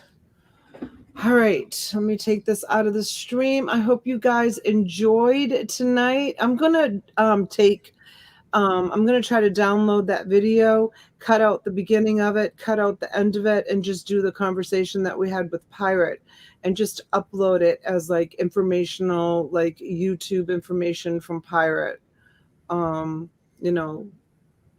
Let's chat, YouTube chat or something like that when I have time to do that. I think that it might be interesting for some people to watch, and it will give me content for the channel, right? I want to thank each and every one of you for coming in tonight. Thank you so much for your purchase. Maybe your first Facebook video. Maybe my first Facebook video, right? Interesting. And Schreiker, thanks for joining me this evening. Appreciate it. Enjoyed your company. I hope you had a nice time. You have a nice day tomorrow. And we'll be back on my channel tomorrow morning at 11 o'clock. I'm going to make the thumbnail now, you guys. I didn't have a chance to make it before I came live.